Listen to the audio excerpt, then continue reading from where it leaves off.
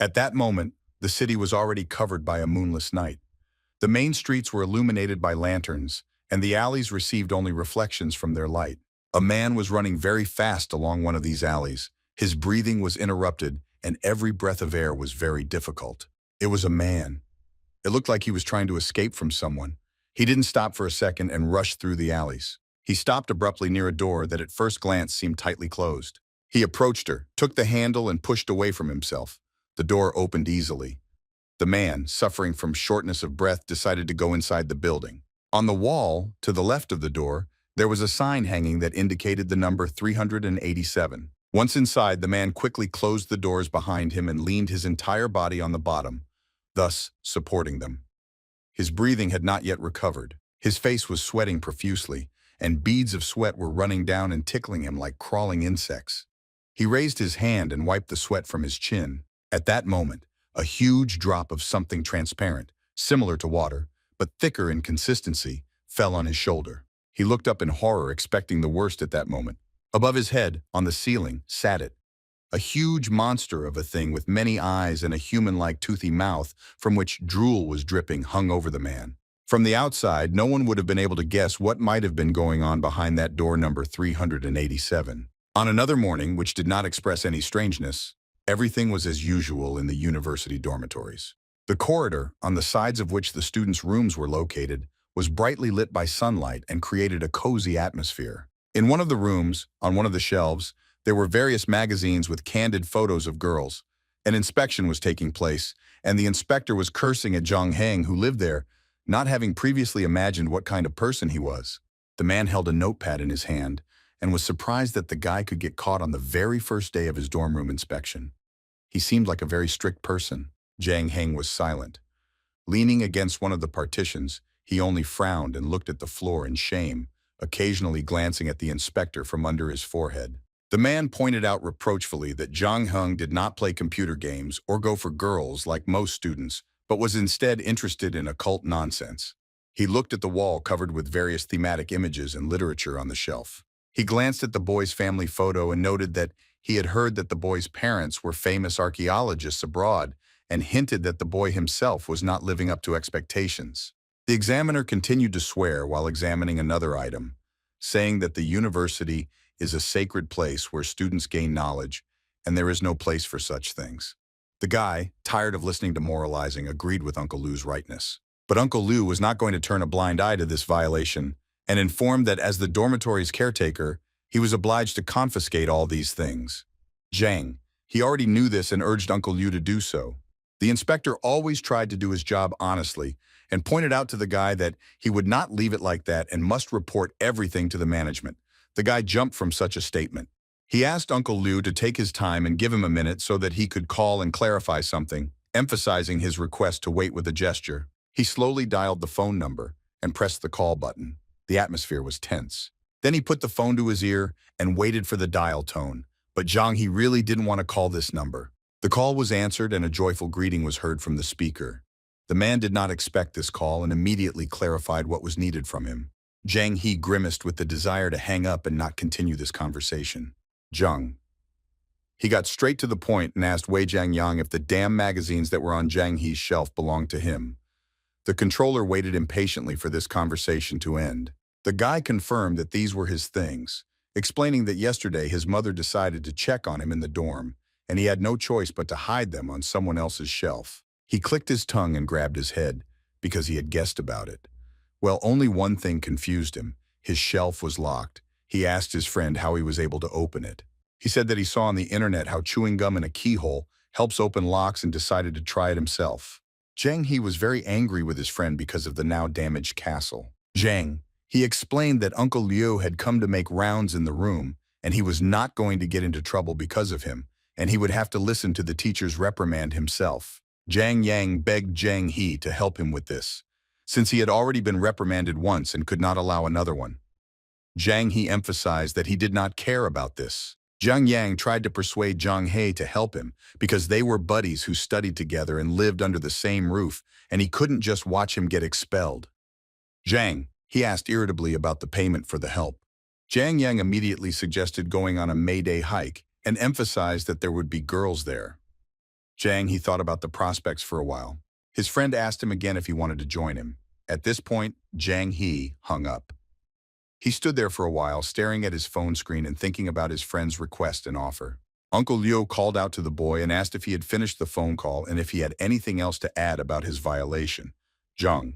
He made his decision and told the inspector that he had nothing more to say. A couple of days later, Jang He received a message from his friend Zhang Yang, inquiring about his participation in the campaign. For most students, this is a wonderful time to enjoy life. But for him, it caused nothing but irritation, since he considered real life to be a drag and found little joy in it. Zhang. He felt too lazy to answer his friend and put his phone back in his pocket. But maybe he just didn't want to do it. He thought a lot about his attitude towards life and assumed that it could be due to the influence of his parents in childhood.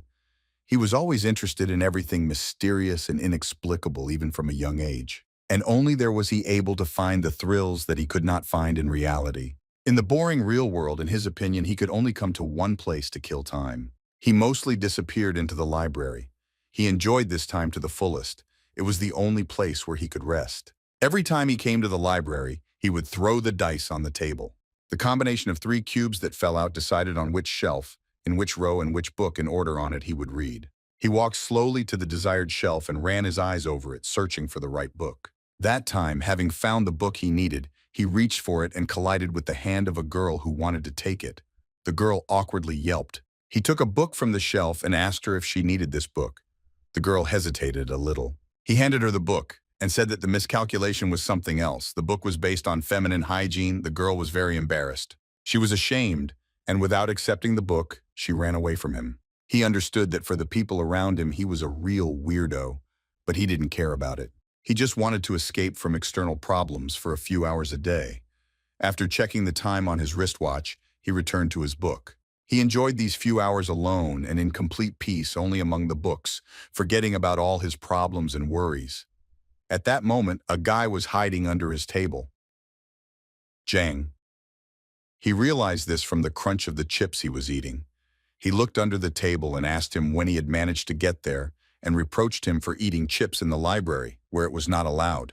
The guy crawled out from under the table and sat down on a chair, smiling and saying that he was waiting for Jang He. He then added that he was very upset that his friend did not respond to him on WeChat and only paid attention to him after 5 minutes. It was Zhang Yang, his roommate, and he was a nice guy. But he gave Jang He a constant headache. Jang He asked him how he knew about his location, to which the guy joked that they washed socks with the same bar of soap, hinting that he knew a lot about him. Zhang. He asked her friend if he had come specifically to ask about the trip, although she knew his answer in advance. Zhang Yang smiled and looked at the back of his head, saying that since he hadn't answered him in the chat, he didn't have any hopes about it. After which he noted that his parents were famous scientists and his family was quite rich. And besides, he was the most attractive guy in the department, besides Zhang Yang. But he still hasn't had a girlfriend. He's just wasting his potential. He added that you should go outside more often and he'll stop sitting indoors all the time. Zhang He abruptly slammed the book shut and asked his friend to get down to business. He was very unhappy with this interference in his personal affairs. Zhang Yang explained that he was actually trying to hit on a girl and that she was coming over to hang out tonight. So he asked the young master to go with him. Zhang He immediately refused. Zhang Yang crossed his hands, begging his friend to agree, after which he began to loudly crunch chips in defiance throughout the library, smiling broadly, knowing that sooner or later his friend would give in. Everyone around them started to turn around and curse at them. Zhang He understood that his friend would not be able to get rid of him, and everyone around them would hate them. He absolutely did not want to go to any parties and was shaking from tension and irritation. But he still gave in, agreeing to go with Zhang Yang to that party that evening and send him away from the library. As he left, Zhang Yang playfully blew a kiss to his friend and informed him that he would be waiting for him that evening at 11:30 at the karaoke bar behind the university. Zhang. He was very angry that his friend was once again forcing him to go and do something he hated. He muttered to himself once again how much real life annoyed him. At the right time, Zhang He still went to the designated place, because unfortunately he promised that he would come. The surroundings were noisy and lively. Dressed-up boys and girls were passing by, music and voices experiencing it could be heard from everywhere. Zhang He stood to the side and read a book. Next to him, he heard Zhang Yang's voice. who immediately began to pick on him about the book he had brought with him. He began to remind him that today he was the main partner in picking up girls. To this, Zhang He replied that since he was the partner, he would sit quietly and peacefully, read and support him from the side. Jiang Yang asked Zhang He not to worry and offered him some refreshing gum, to which he looked at him in bewilderment and asked again why he should be worried, since he himself was shaking from worry. And he asked why he was so nervous, because he was good at picking up girls. And he also suddenly remembered that Zhang Yang already had a girlfriend, and she had thrown this after him, but he didn't answer and hurried him to follow him. The guys opened the doors of the establishment and looked inside. It was a golden, shining room full of people. When they saw the guys, the boys started shouting greetings at them and pointing out that they were late. Zhang Yang pointed to one of the girls who was sitting alone at the very edge. It was the same girl he had told his friend about earlier. He asked Zhang He if he liked her, to which he was indignant because he didn't care about her at all and wasn't going to hit on her. The boys walked further into the room to the sofas to sit down. Zhang Yang apologized to the girl for their lateness, to which she did not complain. It was a pretty girl with bright blue eyes and light hair. She was wearing a gorgeous red dress. You could tell she was nervous too. Zhang Yang smiled sweetly at her, looking very pleased, as if he had won something important.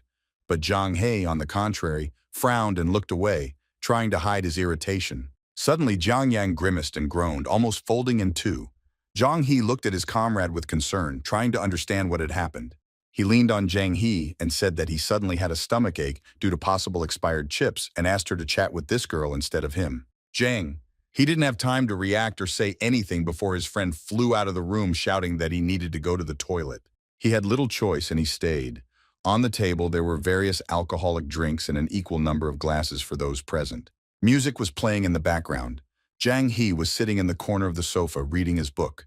The girl was sitting nearby, her arms straight on her knees. Without waiting for Zhang He to start the conversation, she decided to speak first, although she was very nervous. She asked him if he was Zhang Yang's roommate. Zhang He, without looking up from his reading, briefly replied that she was right. She asked him again if he liked reading books, and he also answered without looking up that he didn't really like it. She moved very close to him, almost leaning on him, and said that he often went to the library, but Zhang He ignored her behavior and did not answer this time. Without waiting for an answer, she said that she also often goes to the library to read, and every time she sees him there, period, and also added that she knows that he mainly likes to read books about ancient legends. Zhang Heng began to feel uneasy about her behavior and was puzzled by what she was doing. He glanced quickly at her and wondered if she had a crush on him. He buried his face in the book and silently prayed that she would not move closer to him again, because it would be bad if Zhang Yang saw it. Suddenly an idea came to him, and he quickly reached for the bottle standing on the table. He thought that if he didn't like the guy reading, then most likely she hated alcoholics, and he took a swig from the bottle. The girl looked at him in surprise, but didn't say anything. He exhaled and hoped that now she would be afraid of him. Without letting go of the bottle, he glanced at his watch, becoming even more irritated that Zhang Yang had been gone for too long. But the watch showed him something strange and made him nervous. He rubbed his eyes, thinking that he had only drunk a little, but he was already hallucinating. He couldn't stand it any longer and decided that he couldn't stay there any longer and had to get back to the dorm as soon as possible. He stood up and his vision went blurry. He grabbed his head and tried to stay on his feet. The girl jumped up to Zhang Yahe and supported him under the arms, asking to look at him if he suddenly got sick.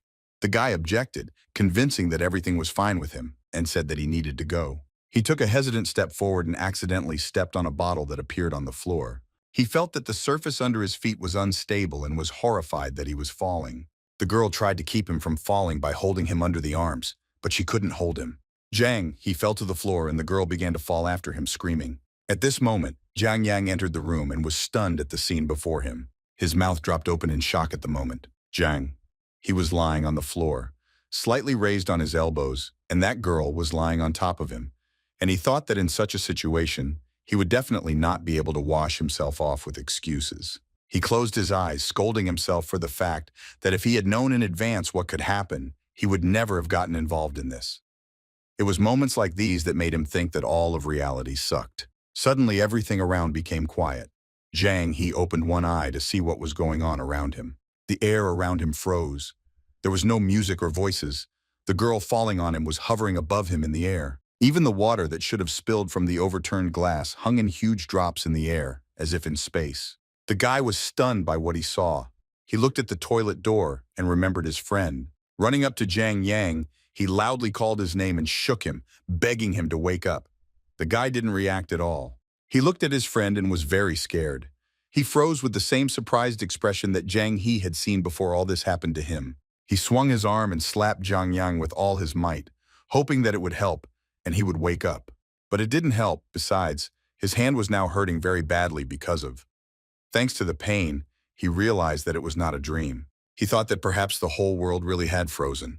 He turned around to look around again. All the people in the room were motionless. Everything around seemed somehow gray and gloomy. And then Jiang, he saw a man at the other end of the room. He turned around to get a better look and make sure he wasn't imagining things. On the sofa among the frozen young men and women sat a man in a hat, crossing his legs and holding a telephone that covered his face. He was the same as Jiang He. He was not frozen like everyone else in this room.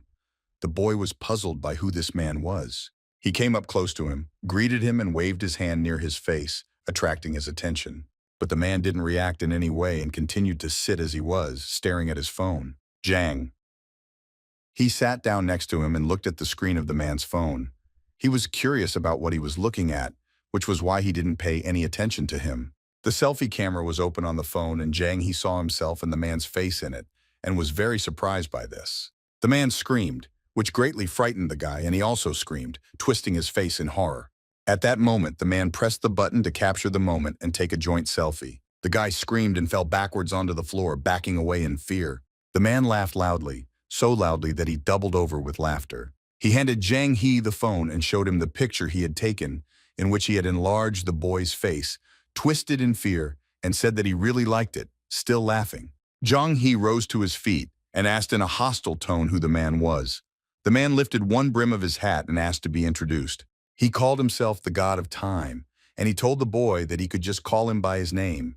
His name was Kronos. Kronos pointed to Jiang He's wristwatch and asked him to take a closer look at it. The boy brought his hand closer and looked at the dial. What he had already noticed on them was not a hallucination. There really were many more divisions than on a regular watch dial. The divisions doubled, but at the moment all the hands were in the same position and did not move.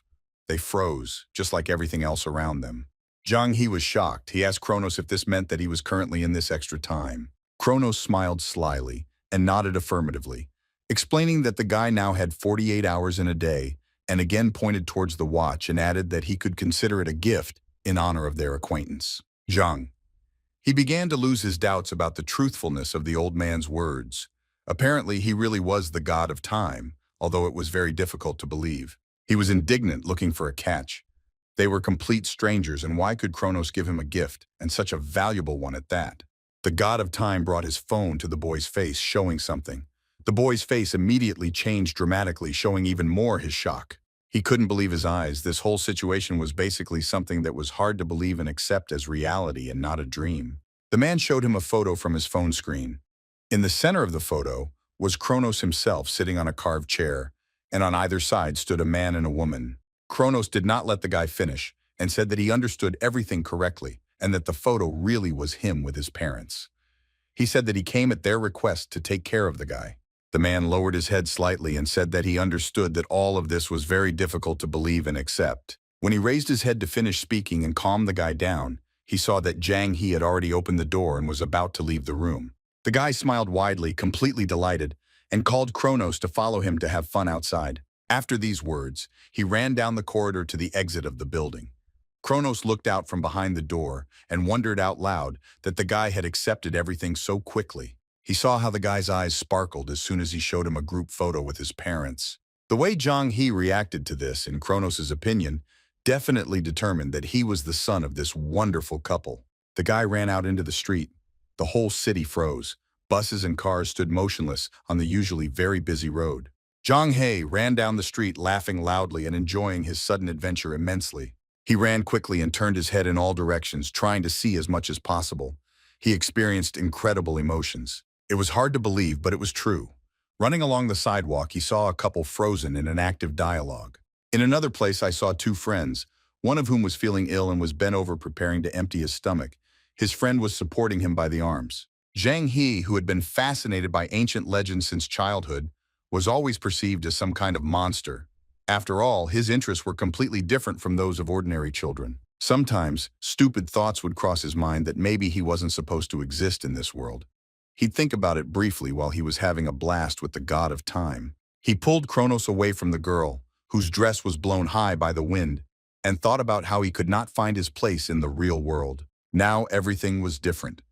They were sitting in Uncle Leo's office. Kronos was painting his motionless face while he himself took back the things that had been taken from him.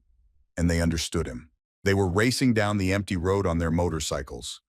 Kronos was sending out a stream of chips flying out of the bag he was holding, enveloping Jong Hae, who was riding behind him, laughing heartily. He caught them with his mouth just sitting behind the wheel of his motorcycle, and he didn't have to explain it to anyone.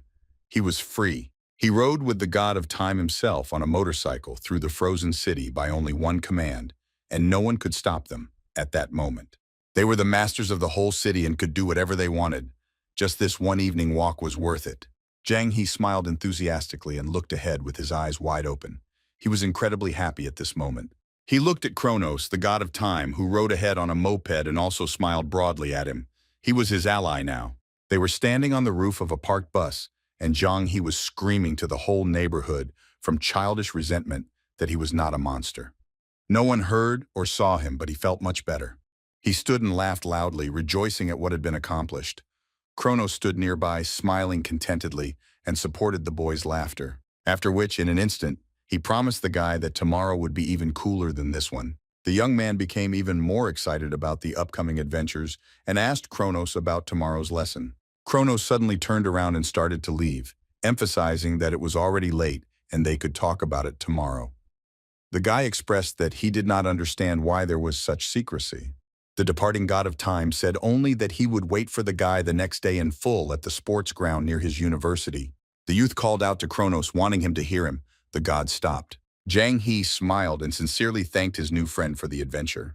Kronos didn't answer, but only slightly raised the corners of his mouth upward in a weak half-smile. And after that, he disappeared from the roof of the bus. And the guy looked for a moment at the place where Kronos had stood just a second ago. He was really grateful to him that he could finally feel what he wanted since childhood. He was not crazy and strange. And then his wristwatch started to tick again, breaking the silence around him with the clicking of its mechanism. The guy listened to the sound that appeared and made sure that it was indeed his watch. And then everything around came to life. The cars continued their journey and filled the street with the noise of their engines. The voices of hundreds of people could be heard around again. The bus underneath him also continued its route. Jang. He cursed himself for completely forgetting about the time, but after 24 additional hours, the time stop would end. He, standing at full height on the roof of the bus, was quickly noticed, and he began to hear scolding and indignation regarding his whereabouts at that moment. Somehow Jang He made it to his dorm and trudged down the hallway to his room. It was already really late, and he was getting tired from the extra time he had spent. On the shelf lay his book, on top of which was the stick of chewing gum that Jang Yang had given him that evening. He entered the room completely, looked around, and realized that he was apparently alone again, because the others were absent, although it was already very late. This thought made him hang a little, feeling some discontent that was trying to wash over him. He stood silently in the middle of the room thinking about it. But these thoughts quickly let him go, and he felt relief that there was no one in this room and he could calmly be alone. He locked the front door, after which he went to bed, covered himself with a blanket, put his hands behind his head, and began to think about such an interesting day that had just passed. Even as he was falling asleep, Jang He was still curious about what kind of fun Kronos had prepared for him for tomorrow. He fell asleep with these thoughts. It was already a deep, dark night. In one of the city's districts, it was so dark that it became eerie. But there was a man who was not afraid in such darkness. In a dark alley surrounded by shabby walls of buildings, he approached the door, near which hung a sign with the number 387. Kronos walked importantly down the corridor behind these doors, his hands clasped behind his back, which was almost touched by his long gray hair, gathered in a low ponytail. He stopped. Raising his right hand closer to his face, he stuck out his thumb and clamped it between his teeth. Using his teeth, he cut the pad of his thumb until it bled, then lowered it down, waiting for the drops of blood to fall to the floor. A large drop of Kronos' blood fell to the floor with a distinctive sound, and another one fell on top of it, together forming a puddle. This puddle was instantly absorbed into the concrete floor, like a cloth or a sponge, leaving behind a colored stain. A monster with many eyes and a human mouth appeared in the floor, on which Kronos himself stood. It stared at the god of time. And the next moment, it began to crawl out from under the floor, stretching its mouth as close as possible to Kronos, who jumped up from this. He jumped to the side, jumping from foot to foot, dodging the teeth of this creature. It stared at him with 3 eyes located around the mouth and lowered its mouth to the floor. Kronos held his hat on his head, not letting it fly off, and clarified that he was not yet so old that such a creature would devour him, and asked the creature not to rush with dinner. He smiled broadly and said that the monster's next catch would be different from the previous one. And he promised that such prey would definitely be to the creature's taste, which is why it stuck its long purple tongue out and licked its lips, waiting for the promised delicacies. The iron doors with small lattice windows were locked with a deadbolt from the inside. There was definitely something behind the doors. Little Zhang. He squatted in front of her with his back against the wall and heard voices coming from behind the door asking the monster to come out. The monster was him. The boy did not move and sat silently looking at the door. Everyone demanded that the door be opened and threatened that if he did not open the door and go out, he would remain there forever. The door was pushed from the other side, but the lock did not allow it to open. The demands did not stop and were justified by some previous agreement. The door was pushed even harder and the lock could barely hold back such force. From the pressure between the parts of the door, there was a huge gap into which something terrible looked, with a huge red eye and an ugly mouth, asking to play together. Zhang He jumped up on his bed with a loud cry of horror and kicked his legs as if trying to fight off what he saw. It was a dream, but Zhang He still doubted it and rubbed his face, trying to wake up. Either way, it was very scary to see. He lazily reached for his phone to check the time. Turning on the screen, Zhang He cursed loudly because the clock showed 3 o'clock already. He needed to hurry to meet the old man, and he hurried down from his second-story bunk bed. As he dropped to the floor, his gaze fell on the table, covered with many boxes of takeout food, and he was very surprised where they came from. Zhang Yang grabbed him by the shoulders from behind and, calling himself his humble servant, explained that he had prepared all this especially for him. Zhang He was not in the mood, and this gesture made him very angry, and he began to reproach his friend for the fact that why the hell he always crawls out from where he is not asked. Turning around with such a shout, he looked at Zhang Yang, who was taken aback by the curse at him, and on his cheek there was a large handprint. Zhang He remembered slapping him with all his might. Zhang Yang, embarrassed, covered the bruise with his hand, explained that it appeared because he had overindulged in alcohol the previous day, and asked him not to worry. Zhang Yang, returning to his normal routine, explained that he had seen the young master, meaning Zhang He, sleeping soundly, and thought that he would be hungry when he woke up. Zhang He pulled him up, asking him to tell him what he wanted right away. He remembered the girl from yesterday and said that after yesterday she was very angry. Zhang. He did not understand how he had the conscience to ask him for such a thing and clearly expressed it right to his face. Zhang Yang tried to persuade his friend, explaining that she was leaving abroad tomorrow, and Zhang He needed to see her today. But Zhang He made no secret of the fact that he didn't care. Zhang Yang started to play a drama. How could his friend be so cruel? But Zhang He interrupted him, not finding his book that he left on the shelf yesterday, and asked him about it. He clearly remembered putting it in that place, and asked Zhang Yang again if he had seen it while he was holding it behind his back under his jacket, hiding it from him. Zhang He tensed up and turned to his friend, sternly addressing him by his full name, immediately realizing that he was involved in this. Zhang Yang took out a book and covered half of her face, leaving only her cunning eyes peeking out from behind it. The guy got mad and demanded to return the book, calling his friend an idiot. But the latter, not reacting particularly to his friend's swearing, stood his ground, saying that he would give the book back only if he agreed to fulfill his request. Zhang. He looked at his friend with great displeasure, thinking that he needed to be dealt with quickly, otherwise he would never leave him alone. But this time he also agreed to limit this meeting to half an hour. Following Zhang He, Zhang Yang indignantly looked at the abandoned food, asked about it. Zhang He said that he did not have time now, and he would eat later, and left the room. Grabbing the door handle, he caught his fingers in something very sticky and grimaced. He pulled the viscous mixture towards himself, wondering out loud what it was. After testing it with his fingers, he realized that it was chewing gum, and looked at Zhang Yang with indignation and reproach. He scratched his head in embarrassment, apologized, called Zhang He young master again, and smiled. Zhang He remained silent, but he felt more than just annoyed. Zhang Yang started making excuses about forgetting the keys when he approached the room, and since he had little time, there was nothing else to do. Zhang He yelled, ordering him to stop these antics. Zhang Yang looked at his friend guiltily, but there was a complete lack of understanding in his eyes. He asked his friend why he was so angry, to which Zhang He, unable to bear it, asked if he knew how much trouble he was causing, and remembered the situation with those things on his shelf and the reprimand, and yesterday's situation with the girl and now the broken lock. Zhang Yang lowered his head, listening to all the reproaches from his friend, who did not stop asking if he would shift the responsibility of the castle onto him again. Zhang, he was very angry and did not understand why, instead of damaging the lock, his friend did not simply knock and ask him about it, to which Zhang Yang was indignant, saying that everything was wrong, and Zhang He was completely wrong, because he knocked so hard that they told on the neighbors. But Zhang He didn't hear the knock on the door at all, and was taken aback by such a statement. And then he remembered his dream, after which he immediately saw Zhang Yang in the room. He sat in front of those doors and heard them asking him to leave. And I remembered that creature that appeared in the crack between the doors. Throwing away the memories of the dream, he took the book from Zhang Yang's hands, and walking forward, he cursed about how much he was getting on his nerves. Zhang Yang himself could not fully understand the reason for his friend's strong anger, and looked at his back with an uncomprehending gaze. After some time, Zhang He finally reached the site behind the university where he and Kronos had agreed to meet. Kronos stood with his hands behind his back and heard the steps of Zhang He, who stood behind him.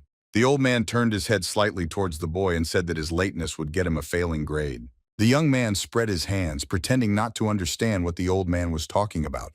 Having apologized, he explained his lateness by personal, urgent reasons. The phone in his pocket rang with a notification. Taking out his phone, he saw that it was a message from Zhang Yang and clicked his tongue in displeasure. Kronos turned around and asked if the boy had any urgent business, noticing his phone. Zhang He replied that it was just spam, deciding to ignore the message. Kronos asked if the guy was ready for something truly exciting, and the guy, stretching his arms, cheerfully urged the old man to start already. Kronos showed the guy a box lying nearby and asked him to crush it first. The guy looked at the box in surprise. Kronos asked him not to rush to conclusions and promised that he would soon understand everything himself. Zhang He approached the box and asked Kronos if he could start, to which he hurried him and asked him not to drag it out. The guy stomped on the box with all his might, causing it to fold like an accordion. But at that moment his leg was struck by a strong pain, causing him to whine slightly. He fell to the floor in surprise. Sitting on the asphalt, leaning on his hands, he stretched his wounded leg forward, on the sole of which the lid of the box remained. After some effort and patience, he got out a medium-sized nail, which had caused so much trouble by getting stuck in the guy's leg. Zhang He became very angry, saying that for him it was not a game, but rather an unfunny prank, and asked the old man to explain himself by showing him the bloody nail. Kronos calmly asked the boy if this small scratch would prevent him from walking, to which the guy threatened that he would not only be able to walk, but also give the old man a kick, and throwing the nail on the ground, walked towards him. Kronos smiled broadly and said that in that case he would be at peace. At that moment, that creature with 3 huge eyes and a human mouth of the same size, wide open, appeared under Zhang He, stretching out from the asphalt into which the guy was already falling. Zhang. He noticed what was happening beneath his feet in time and jumped up sharply before the jaws snapped shut right beneath his feet. He jumped to the side and landed on one knee next to Kronos. The god of time stood next to him with his hands behind his back and showed no concern. Zhang. He did not take his frightened gaze away from the monster, not understanding what it was. Kronos adjusted his hat, laughed at the young man, and reminded him that he wanted to experience an exciting feeling that could not be experienced in reality. And pointing to the creature sitting right in the asphalt, he said that it was him. He burst into laughter, saying that the rules of the game were very simple. You had to survive. The guy, without losing his head, immediately ran. The monster swam along the asphalt as if on a river after him, opening its mouth and sticking out its long tongue, which was ready for a meal. Zhang. He ran forward along the street as fast as he could, and the monster swam behind him with its tongue hanging out and could catch up with the guy at any second. He ran out into the street, which turned out to be quite busy. Some man was walking and talking on the phone. Someone was just going out for a lonely evening walk. Someone was rushing home from work. Seeing this, Zhang He was very happy, thinking that he was very lucky not to be here alone. He ran faster and shouted to some man, asking him to call the police on the monster rushing after him. But at that moment, the 3-eyed creature swam out onto the same street, and with one movement scattered all the people with such force that the people flew high into the air. Zhang He held his book tightly in his hands. He turned around at the sound of people screaming and was horrified. At that moment, everything froze. The thrown people hung in the air. The guy was surprised for a second, and then he remembered that he was in the world of extra time and this was a normal phenomenon. He remembered how the day before he had joyfully run past frozen passers-by. I remembered how he ran between the frozen cars on the road, looking around, and it was just fun for him. He was into people frozen in the strangest or funniest moment, and then he really liked what he saw. This feeling seemed very familiar to him now. The last time it seemed like a dream, and he had quickly confused it with reality. Kronos stopped next to him, riding a moped. He held a phone in front of him and filmed the guy. He laughed at Zhang He's expression and asked him to keep it up. The young man was angry and threatened that if he couldn't escape, he would definitely drag the old man into the grave with him. Kronos laughed even harder, noting that the monster was attracted by the smell of the boy's blood and that he didn't care about others right now. Zhang. He thought out loud that he was a fool for believing that Kronos had actually been sent by his parents to look after him. To this, Kronos, remembering that he and the boy's parents were indeed on good terms, decided to make an exception and give the boy a friendly warning. And he said that this monster was called Faceless and wanted to add something else, but a guy running up interrupted him with a kick to the side, knocking him off the moped. Kronos fell off his moped onto the asphalt, groaning loudly. While he was coming to his senses and trying to get up, Zhang He climbed onto his moped and, stepping on the gas, drove forward. Kronos held his head, either rubbing his bruises or holding his hat. To him, this trick of Zhang, he seemed rather dirty and mean, but it was very interesting. Zhang He thought he could outrun the monster if he were on a moped, but the monster still followed closely behind him, waving its slobbering tongue. Looking back, Zhang He realized that he would hardly be able to break away from him, and it was worth thinking of other ways to protect himself. He began to look around, and raising his head up and looking at the high-rise building he was visiting, he lingered with his gaze on it. He thought of something and looked back at the monster behind him again.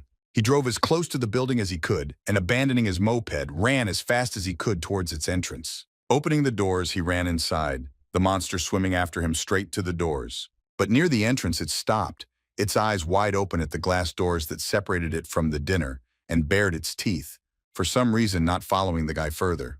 Zhang He, trying to do everything as quickly as possible, slammed the doors and tried to close them more securely, carefully watching the monster. He wrapped the door handles tightly from the inside with chain and secured them with a padlock, hoping that this would stop the creature. He made a mistake by lingering near the doors. The monster jumped with all its strength onto the doors, which miraculously did not open completely. But the guy was thrown back by the blow. He backed across the floor toward the shelves and watched in horror as the monster tried to break down the doors and force its way inside. This scene seemed very familiar to him, and he understood where it was coming from. He had seen something similar in that dream, when they were also trying to get to him through the doors that were locked with a latch. He remembered the dream in detail, every word spoken to him from behind the door. They demanded that he leave, or otherwise they threatened to remain in that room forever. But in his sleep, he did not dare to move from his place and did not agree to requests from outside. He sat on the floor and knew that it was much safer inside than behind those doors. He looked at the monster behind the glass doors, which began to sink back into the asphalt, and understood the meaning of that dream. It was indeed safer inside.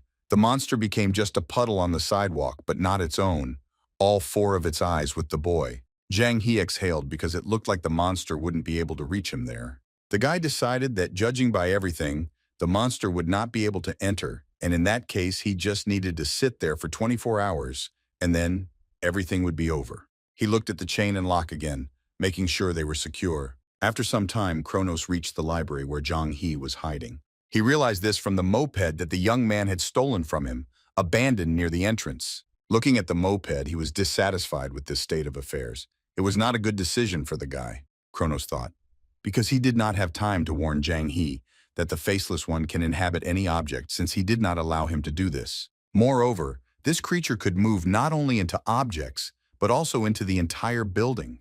The god of time raised his head, looking at the building from top to bottom. Meanwhile, Zhang He walked around the library. He was troubled by some vague feeling and strange sounds inside. He raised his head and was horrified. There was something on the ceiling, red in color and of a strange structure. Some kind of liquid, yellow in color, began to drip from the ceiling onto the floor. It was quite thick. It looked very disgusting, and Zhang He grimaced in disgust. Once it hit the floor, it hissed and began to smoke, burning through it like acid. Jung. He looked at this phenomenon with horror and was completely stupefied by what he saw. The red substance from the ceiling began to crawl down the walls and onto the floor. Jang Hee looked at it, completely unable to understand what the hell was going on around him. Kronos stood outside and looked at the building where the young man was and mentally considered him a suicide. He was outraged by the state of affairs and wondered how long the young man could survive in the stomach of this monster. Jang Hee rushed around the library looking for a place where it would be calm and safe. But wherever he ran, this red substance stopped him, sending out its tentacles and blocking his path. Looking around, the guy noticed a fire exit at the end of the corridor and without much thought, decided to run towards it. He dashed towards the fire exit, pursued by monstrous tentacles crawling across every surface behind him. He ran and pushed the fire exit doors, but they didn't budge at all. The doors were closed and this enraged Zhang He. He cursed the bastard who had the idea to close the fire exit. There was a fire extinguisher in the corner next to the doors, and the guy's gaze quickly fell on it. He picked up the fire extinguisher and began to hit the door lock with it, hoping that he would be able to open it that way. He hit the lock with all his might, and then the doors themselves, but the doors did not give in. Each blow was a great hope, but, unfortunately for the young man, it did not leave even a dent on the surface. The boy screamed from the strain and continued, trying with all his might. The tentacles were already getting very close to Jang Hee. Accepting his defeat, he threw the fire extinguisher on the floor as the doors opened. He realized that it was all useless. He looked at the massive tentacles deftly rushing down the corridor straight towards him. The tentacles quickly moved along the walls and at some point jumped straight at him. But Jang Hee quickly reacted and jumped back from his previous position and rushed back down the corridor. He managed to fool the creature for a moment and he ran down the corridor into the main hall of the library. Running up to the bookshelf, he was confused. He was scared and couldn't figure out how to escape from this monster. He ran behind the shelf and looking out from behind it, looked at the rapidly approaching creature. As soon as the faceless creature crawled close enough to Zhang He, he pushed the book onto the shelf, knocking it over right on top of him. It slowed down as it made its way through the shelf and scattered books, trying to free itself from them. Zhang He watched this, and quickly noticed that the more obstacles there were in the monster's path, the slower its absorption speed was. He looked at the emerging monster and the rest of the shelves standing in rows. He had only one option left. At this time, while Zhang He was trying to deal with the monster, Kronos won another victory in the mobile game. He sat calmly on a bench nearby and played for his own pleasure, arguing that games need to be won and only then does it make sense. After winning and finishing the game, he remembered Zhang He and became curious about how he did. He walked back to the library and thought that he would be sad if the kid died like that. But turning around, he returned to the bench and started the game again, thinking that the guy couldn't be let go so easily. Zhang He was sitting on the very top of the bookshelf, right under the ceiling. The monster had spread almost across the entire hall, taking over the entire floor, and was already moving along the ceiling, reaching the guy. At Zhang He's feet lay his yellow book. He had managed to carry it around with him all this time. There was a loud rumbling sound in the boy's stomach. Zhang He glanced at his wristwatch and realized that he had not eaten for over 40 hours. He was very hungry. All he had with him that was edible was the piece of gum that Jiang Yang had given him. He lowered his head, thinking that perhaps before the monster devoured him, he himself would quickly end up starving to death. Sitting there on top of the bookshelf, he was already thinking that this could really be the end. Memories from the day he hid in the closet and his classmates were persistently banging their feet on the door came flooding back to him. That dream was very similar to real memories. He sat then, leaning his back against the door, and listened to the cries of these children. They claimed that they had agreed that Zhang He would be the villain, and they would be the heroes, and continued to knock on the door. They stood outside the door and waited for him to come out so they could tease him more. They threatened him that they would never play with him again if he stayed sitting there. Not hearing an answer, the children became even angrier and began to insult him severely and harm him. But he did not move from his place, knowing that the room where he was sitting was the safest for him. Then the shouts and knocks died down, and for a while there was silence. Subsequently, it was broken by another knock on the door. From behind the door, he was asked to leave and informed that the guys had already left. Zhang He was very tense. He was deeply immersed in these memories, so much so that he shuddered when he was distracted by a sound. It was the sound from his phone in his pocket. He jumped slightly and grabbed his pocket with his hand. He thought that they were calling him, and that the time stop had already ended. He glanced at his phone, where a low battery notification was displayed across the entire screen. This upset him greatly. He had completely forgotten that apart from living people, any object he touched returned to its original state at the moment time stopped. 5 notifications were visible above the messages icon. He was almost 100% sure that all the messages were sent to him by his friend Jiang Yang, and he was probably demanding something from him again. He opened the messages and scanned the rows, familiarizing himself with the contents. In the message, Jiang Yang wrote a confession that the girl from the club was in love with Zhang He and asked to introduce them. She also really wanted to say goodbye to Zhang He before she left. He went on to write that he staged that performance in front of the club on purpose, since he knew in advance that Zhang He would not agree. He went on to write that this girl would be waiting to meet him at the same club at the university gates tomorrow evening, and gave him the choice of whether to go or not. Jiang Yang's last message was that as his friend, he wanted him to go and have some fun, because it hurt him to see him withdraw into himself. And in the end, he apologized for his big mouth. Zhang He, after reading all the messages from his friend, frowned and called him an idiot out loud. He went back to the memories of that day. The guy knocked and asked him to come out. He convinced him that his offenders had already left and he could safely go outside. Zhang He refused because he was still very afraid and did not trust this guy. But the guy didn't give up and tried to lure him out. He said he heard that he had a cool fantasy book and asked to read it. He looked ahead. He looked at the torn book lying at his feet. Its cover was in tatters.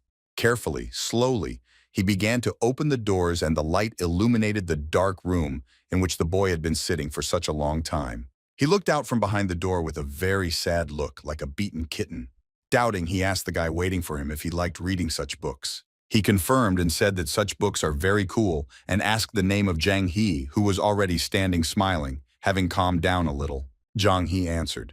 And the guy introduced himself as Wei Jiangyang. He was studying in a parallel class at the time. Jiangyang opened the doors wide and the sunlight blinded Zhang He, who had become unaccustomed to such light in the past few hours. Jiang Yang extended his hand to him and smiled broadly, suggesting that they chat together somewhere else. He looked at this boy. He was so kind to him and so cheerful and perky. He helped him then and saved him one way or another. At that moment, little Zhang He stood looking at his new friend with tears welling up in his eyes. Sitting in the library under the ceiling on one of the bookshelves, Zhang He realized that tears were flowing onto the screen of his phone. He cried because he wanted so much to get out of that place and be free. He wanted salvation. He picked up a stick of gum from his book. He remembered Jiang Yang telling him that chewing gum could open a lock, and his eyes lit up. He wiped the tears from his face with his sleeve, and having calmed down a little, stood up. Having calmed down and come to his senses, he told himself that he had to get out of there. Zhang He knelt down and looked around the library hall, assessing the situation. The creature had already crawled over almost every surface, devouring everything in its path. He found a door that fortunately was not yet completely entangled by the monster. Zhang He needed to get to it. The guy began to jump over the tops of the bookshelves, getting as close to the exit as possible. In another jump, using maximum effort, he pushed one of the shelves with his foot, causing it to fall. The shelf began to fall onto the one next to it, and all the shelves in the row began to tilt like dominoes. And Zhang He ran through the bookcases, which increased and slowed down their spreading tentacles for a little, to the right doors. He thus paved a path for himself from books and gained a little time for his salvation. But I act very quickly and try not to hesitate. His yellow book remained lying on top of the shelf on which I spent several hours. He ran with huge strides, practically jumping, as if over bumps, since this way it was much faster and safer. He sought strength for this test in his memories from his first meeting with Jiang Yang. He remembered how hard it had been that day to open the doors of his safe little room and step out into the unknown. But he had done it that time, and he had the courage. He ran to the exit and reassured himself that the door was actually not difficult to open, but his eyes were burning with horror at that moment. The door was almost blocked by the monster, and it was only a little bit left before it would have entangled both the handle and the lock with its body. Zhang He ran as fast as he could, keeping his eyes on the keyhole. Given the circumstances, it might have been possible for him to not make it in time. He clung to the memory of Jiang Yang's help, who had so kindly extended his hand to him back then. And he stood in the bright strip of light that had broken through the doors. He did not want to allow himself to fail and was inspired by the courage of his little self. There was nothing left to the door and he could have been free any minute now. He acted very bravely, although he had serious doubts about his abilities in such a situation. From the street, it was not noticeable what was happening inside. There was a ringing silence and one could only feed on guesses. Kronos stood under the building, his head raised high. He was very puzzled that the guy was still there, and suddenly he was already dead. Kronos began to knock on the glass front door and call out to Jang Hae, threatening him not to dare kick the bucket. There was silence inside, but outside there was some rustling and knocking, but it didn't sound like the guy. Kronos held his breath and began to listen, but he couldn't find anything. There were no screams, no voice of the guy, no sounds of struggle. Kronos was seriously worried that Jang Hee might have already digested the monster without leaving any residue in his stomach. He began to walk past the building, listening and trying to understand what was happening to Jang Hae. But at that moment, the guy was already running behind Kronos. Kronos heard a more distinct strange sound, froze again, and began to listen. But he should have turned around then, because Jang Hee was flying behind him, swinging a fire extinguisher in his hands. Jang. He had only one thought at that moment. He knew that it didn't matter where he ran, because the monster would still chase him, and in that case, the guy had only one thing left to do. He thought that only after finishing off the caster, the monster would be able to stop and flew straight at Kronos. There was a loud roar and the fire extinguisher flew to the side, spinning like a bag in the wind. Jang Hee also flew to the side and slid his back on the asphalt. Kronos stood above him, his hands clasped behind his back. He grimaced, puzzled by the fact that the young man decided to attack the deity with just a fire extinguisher and thought that he would succeed. Jang Hee grimaced, having difficulty realizing that this was actually a god standing in front of him, and he had absolutely not expected that this trick would not work. At that moment, Kronos was enveloped in fire. Above him, in the wall of fire, the face of an old man with bright red eyes appeared. Kronos hissed in extreme anger at the guy, threatening that he apparently really wanted to die. He walked slowly towards the guy, who was shielding himself from the bright light and heat of the fire with his hand. Kronos called out to the boy, who, closing himself off from the light, could not even imagine what the god of time was capable of. Rather, Jang Hee had already prepared himself for death. As soon as Kronos approached him, he closed his eyes and grimaced in horror. The god of time leaned low over the boy and through a wide but creepy smile told him that he had come for a test. Jang Hee opened one eye and looked through his fingers at the god of time standing above him. The fire around him disappeared, leaving only a small cloud of smoke. The boy tried to recover from the fall, and from what he had seen, Kronos was still hanging over him. Jang. He looked at him in horror, no longer knowing what to expect, when suddenly the asphalt began to move beneath him. He shuddered. Turning around, he saw the same monster in its previous form, which stared at him with its 4 eyes and swelled to the full. Kronos pointed his finger at it and said that he had already forgotten about this thing, after which he turned to the monster and told him that his role had already been played and he could be free. The monster squealed and hissed at the aging spell, and writhing began to fade, continuing to squeal. In a short moment, it had completely faded and turned to stone, beginning to become covered in a web of cracks, like a broken plate, after which the monster simply began to crumble into small pieces and fly around. All that was left of the monster was a small pile of smoking garbage on the asphalt. Jang Hee looked at her dumbfoundedly. He remained silent, but Kronos himself tried to calm him down, saying that this was just a small fry created to test the representative's skills. Jang Hee, hearing Kronos' words about the end of the inspection and the representative, became furious, not understanding what he was saying, and asked Kronos this question. It seemed like the old man had gone crazy. Kronos laughed, expressing that he never liked to explain this particular part, because it was mortal boredom for him, and asked for a little time to think. After which he explained that just like people who constantly wage wars to satisfy their own interests, they also fight for power over the world using various methods. Kronos liked simple barbaric bloodshed. But in the modern era, something like this would be completely uncultured, so they eventually decided to resolve disagreements through games, and the representatives were participants in these very games. Jang Hee interrupted, clarifying that in other words, Kronos wanted to make him his representative and therefore almost finished him off. The guy was seething with anger. Kronos justified himself by saying that he did this only for the future safety of the young man, and threw up his hands. And he admitted that becoming a representative of the word itself certain risks. He remembered one guy at that moment. He tried to calm Jang Hee down and explained to him why he did what he did, and decided to use that guy as an example. He explained to Jang Hee that his own life would be at risk, so such tests had to take place. He said that his previous representative had died because of that monster. Well, he hesitated and said that Jang Hee shouldn't have worried too much about this, because he was able to safely escape from the monster and thus was superior to the previous representative. He laughed and added that this was the very feeling of excitement that the guy had always dreamed of, and laughed even harder. Jang Hee stood there frowning and glaring at the old man. He found it hard to believe, and besides, he was seething with anger at Kronos. Kronos extended his hand to Jang Hee, who had already risen to his feet and stood opposite him, and asked him to become his representative. He said with a smile that after becoming his representative, the guy would not only receive a generous reward, but also even more exciting games than today. The guy smiled sheepishly at Kronos' offer and said that it was a great opportunity. Thus distracting him, he punched him in the face with all his might.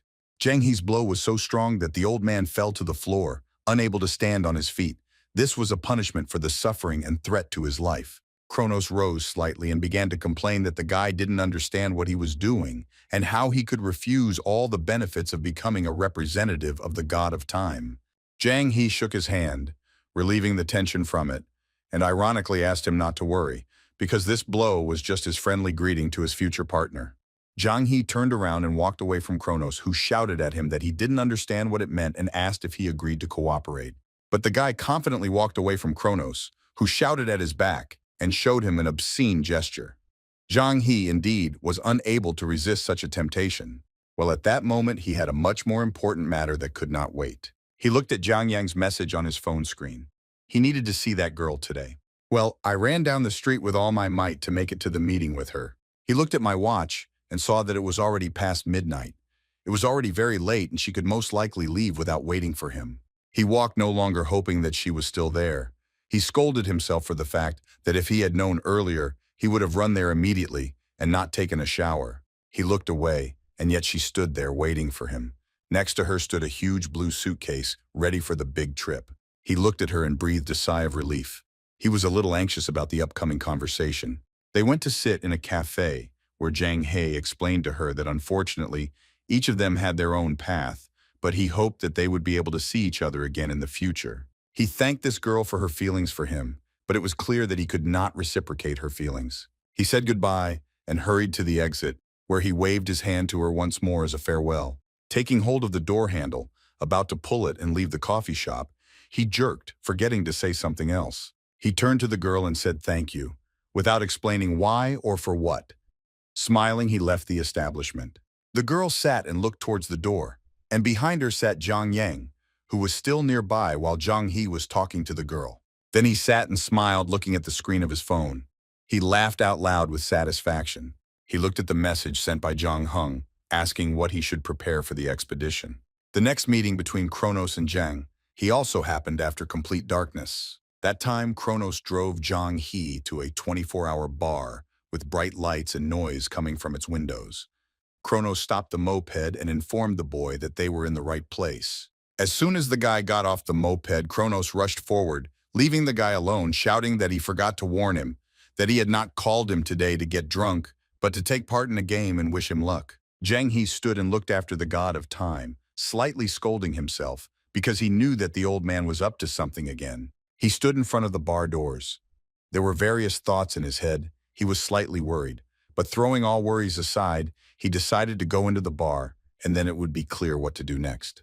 He swung the bar's front doors wide open with both hands, letting out a light that illuminated him brightly. Entering the bar, he was greatly surprised by what he saw. Everyone who visited the bar looked very unusual.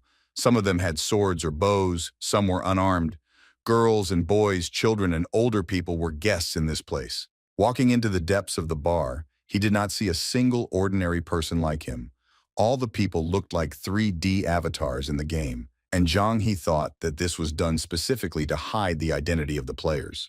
There was a comma girl standing at the bar, and surprisingly, she was the only one who looked like a normal person. Jang Hee walked up to her and said hello, announcing that he had come to take part in the game. The girl greeted him, called him sir, and said that soon he would take part in the greatest game in history, which would completely change his life. Jang Hee opened his mouth in amazement and asked the girl what this greatest game in history was. The girl handed him a cocktail and said that he should find out for himself, but assured him that this game would change his life greatly. After a short silence, she asked the guy if he was ready. He raised his glass. He felt nervous, but he was determined to play the game ahead. The girl asked him not to strain himself so much and continued to drink and relax a little, pouring something into his cocktail. Jang Hee decided that since he had nowhere to run, he shouldn't hesitate and emptied the glass to the last drop. Having finished drinking, he loudly slammed the glass on the tabletop so that the glass began to ring. Exhaling, he said that he was ready for anything. And then it was sincerely true. After the cocktail, Zhang He felt uneasy. His eyesight became blurry, his head was spinning. He immediately suspected that something was wrong with him. And a moment later, he collapsed on the table unconscious. The girl didn't react to this at all. She was expecting this. She just looked at him with her shiny red eyes and silently wished the guy a good game. After which, Zhang He was transferred to the game. He found himself on a desert island and had to survive on it for 40 days. Every 20 days equal 1 hour in the real world. The guy woke up and jumped up, sitting on the sand. He was very surprised that the game had already started and that he was sitting on the sandy shore of the ocean. He shouted, hoping that he was not alone in this place, but there was no answer. Behind him were small rocks, in front of which were a few bushes and tall palms. Zhang. He didn't understand how he ended up on a desert island. He cursed Kronos, who wanted the boy to take part in the game. But Zhang He himself was outraged by this very appearance of it, because it looked more like a kidnapping. He stood up and shouted loudly, threatening the old man that when he was able to get out of this island, Kronos would have to pay for such antics. Zhang He was incredibly angry with him. After shouting, he noticed that the more he thought about this situation, the angrier he became, and the hungrier he felt, and this also made him angry. He tried to push away all negative thoughts because he needed to at least look around. There were many snow-white seagulls flying around, screaming loudly and arguing with each other. Zhang He was wandering along the sandy beach, on which there was nothing but stones. The sun was blazing like it was the last time, taking away his strength, and his hunger was growing.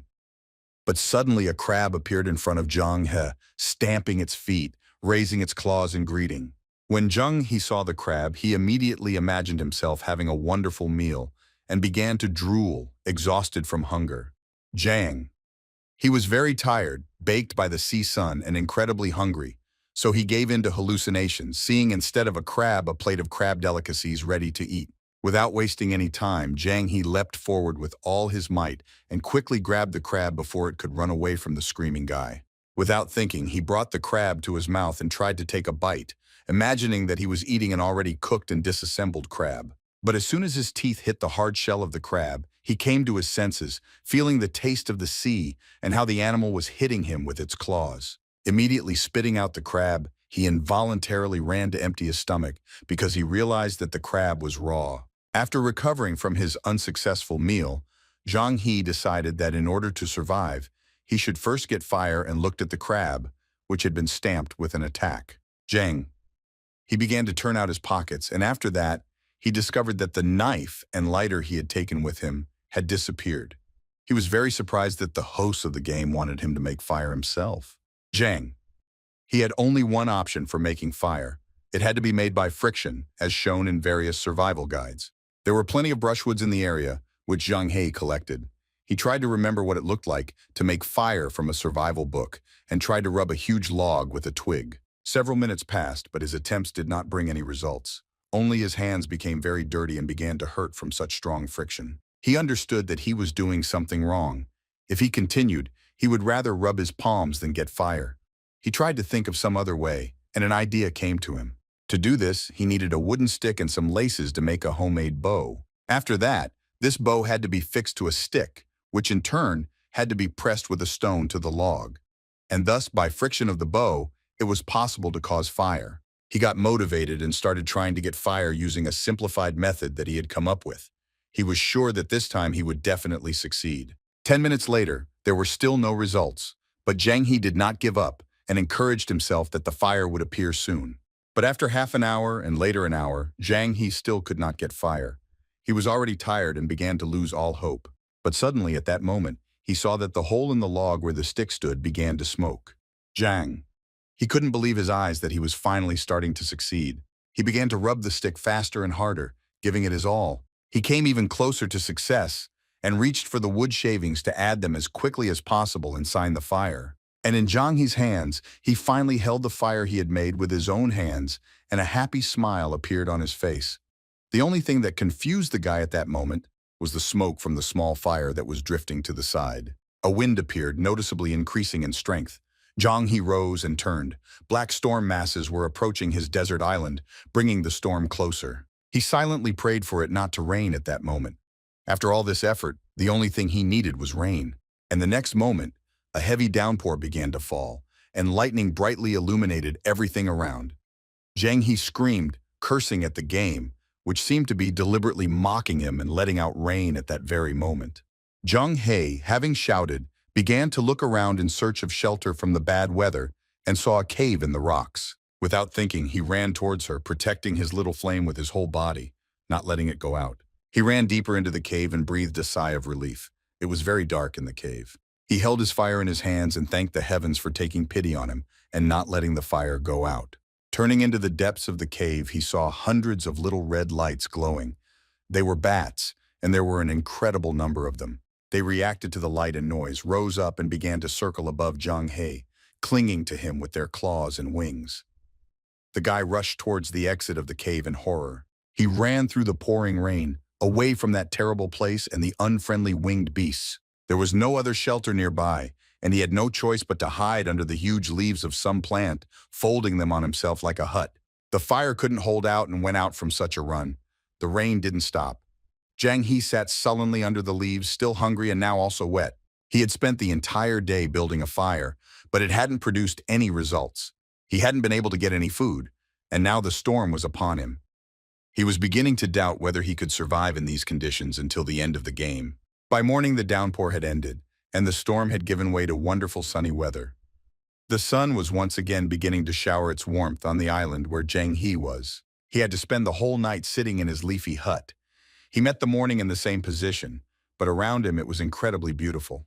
Having woken up and stretched, he came out of the forest and the beauty did not bother him at all. He was wildly hungry because he had not eaten anything since yesterday. He knew he had to eat something, even if it was raw, and he went to wander along the beach and found shells. They were very slippery and smelled, and he felt like vomiting. But there was a lot of meat down there. Trying to prepare himself for a not very pleasant breakfast, he suddenly heard some extraneous noise coming from the water and turned to the water to look at its source. There were several people in the water who were being washed ashore. He cried out in surprise and, raising his palm to his forehead, tried to get a better look at those who were swimming. There were 3 men in the water, arranged in an imaginary row at a short distance from each other towards the horizon. Zhang He decided that they were NPCs from the game and smiled widely. He began to undress, not intending to doubt for a moment. He was going to swim to their aid. He bravely entered the water and moved to save these unfortunate people. Having swum up and captured one of them and having returned back, he was very tired. He placed the man, dressed in a long grass skirt, on the sand and, leaning on his knees and palms, sank down next to him. He only had enough stamina to save one person. The man groaned and asked for water, wheezing from exhaustion. Zhang He bustled about and asked to wait a bit. In a short time, he brought coconut juice, apologizing to the man for the lack of clean water. The man stood up and thanked Zhang He, took the coconut water and began to drink.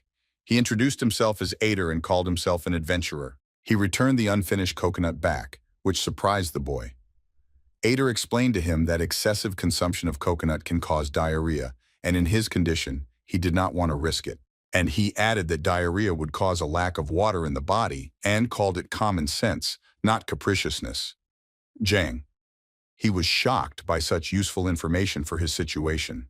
Ader continued, saying that the most important thing needed for survival was making a fire.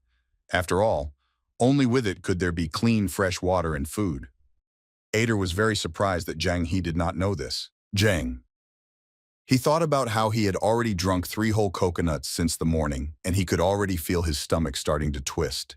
But he did not admit to Ader that he did not know this and decided to show himself as an identified person. Zhang He had been holding out on this uninhabited island for 3 days already, but it was only after so many days that he was able to start making a fire again, because the wood had not dried out all that time. From early morning until noon, Zhang He tried to make a fire, but still had no results. In addition, his stomach began to hurt badly due to prolonged hunger, but he tried to push these thoughts aside and continued to rub the sticks, causing fire, hoping that victory was already before his eyes, and did not allow himself to delve into it. Evening came, and the setting sun glided over the ocean waves, making its way to the shore, but could not penetrate the thickets of plants, and it was already getting dark in the forest. Zhang He was still sitting and making fire, still without any results. His stomach was hurting like crazy. He kept himself in check. Smoke was already visible in the log, and he was about to get a good fire going. and he put all his efforts to overcome this task. Opposite him, leaning against a tree, sat Ader. Jang. He kept rubbing the branch against the log, and finally sparks began to form at their junction. Jang he couldn't believe his eyes, and he felt incredible happiness at that moment. Without stopping, he shouted to Ader that he had managed to reach the sparks. Ader reached out to the boy a little and told him to keep it up, and when the sparks started to get bigger, he would pour out shavings. He tried to cheer him up as best he could. Jang he continued, but his stomach was torn apart by severe pain, which made it difficult to concentrate on the matter. He held on and motivated himself that he could endure everything and continued to produce sparks without stopping. But suddenly the stick broke into two parts, and this meant a complete failure because the sparks instantly disappeared. Ader and Jang Hee looked at each other and the broken tool in horror, realizing that the whole day's work had been in vain. Jang Hee was almost in despair. He sat over a log in the dark forest hungry, and his hands were about to drop. Added to his despair was the intense anger at the situation that had developed. He screamed loudly, releasing the accumulated emotions. Ader approached Jang Hee, saying that ever since he saw him, he had been in an extremely irritable state, and noted that at this rate he could not achieve much, further explaining that emotions are an extremely dangerous thing, and people unfortunately succumb to them very easily. To which Jang Hee asked him to shut up and left, wanting to be alone. Ader did not expect such an answer from the guy, and was very embarrassed by such behavior. Jang Hee left the clearing and walked along the path. He unbuttoned his pants, releasing the tension from his torn stomach, and immediately felt better. He walked out to the beach, took off his shoes, and walked towards the water, stepping barefoot on the wet sand. The waves splashed on his feet, and his face felt the light sea breeze. Jang Hee stood on the shore, his hands in his pockets, looking out over the horizon. He managed to calm down a little, and his mood improved. He watched the ocean waves rolling one after another, as if playing a race. Jang. He felt ashamed of himself for being too hot-tempered recently, and hoped that Ader was not too angry with him for it. He sat down on the sand. He realized that he had indeed been extremely irritated lately. He realized that if things continued like this, he could very well die on this uninhabited island. He couldn't let that happen. He stood up and shouted that he couldn't be stopped by a mere pitiful fire, and started cursing at Kronos, blaming him for everything. Meanwhile, Ader, who was sitting under a tree in that clearing, began to listen to the roaring of wild animals. Finding that Jang Hee had not returned yet, he became worried that something might happen to him. He had little strength, but he managed to get up and carefully move towards Jang Hee, quickly finding him. After walking a little, he saw a guy in another clearing sitting on the ground. He was trying to make a fire again. He watched him for a while, peeking out from behind a tree, not wanting to disturb or scare him. The guy looked calmer than before. His calmness was even expressed in more precise and smooth movements when extracting sparks. He was completely focused on what he was doing, not paying attention to anything else. And thanks to this, he was quickly able to achieve the appearance of sparks and began to throw them onto the wood shavings. He began to blow the sparks that fell on the shavings, and the fire began to grow in his hands.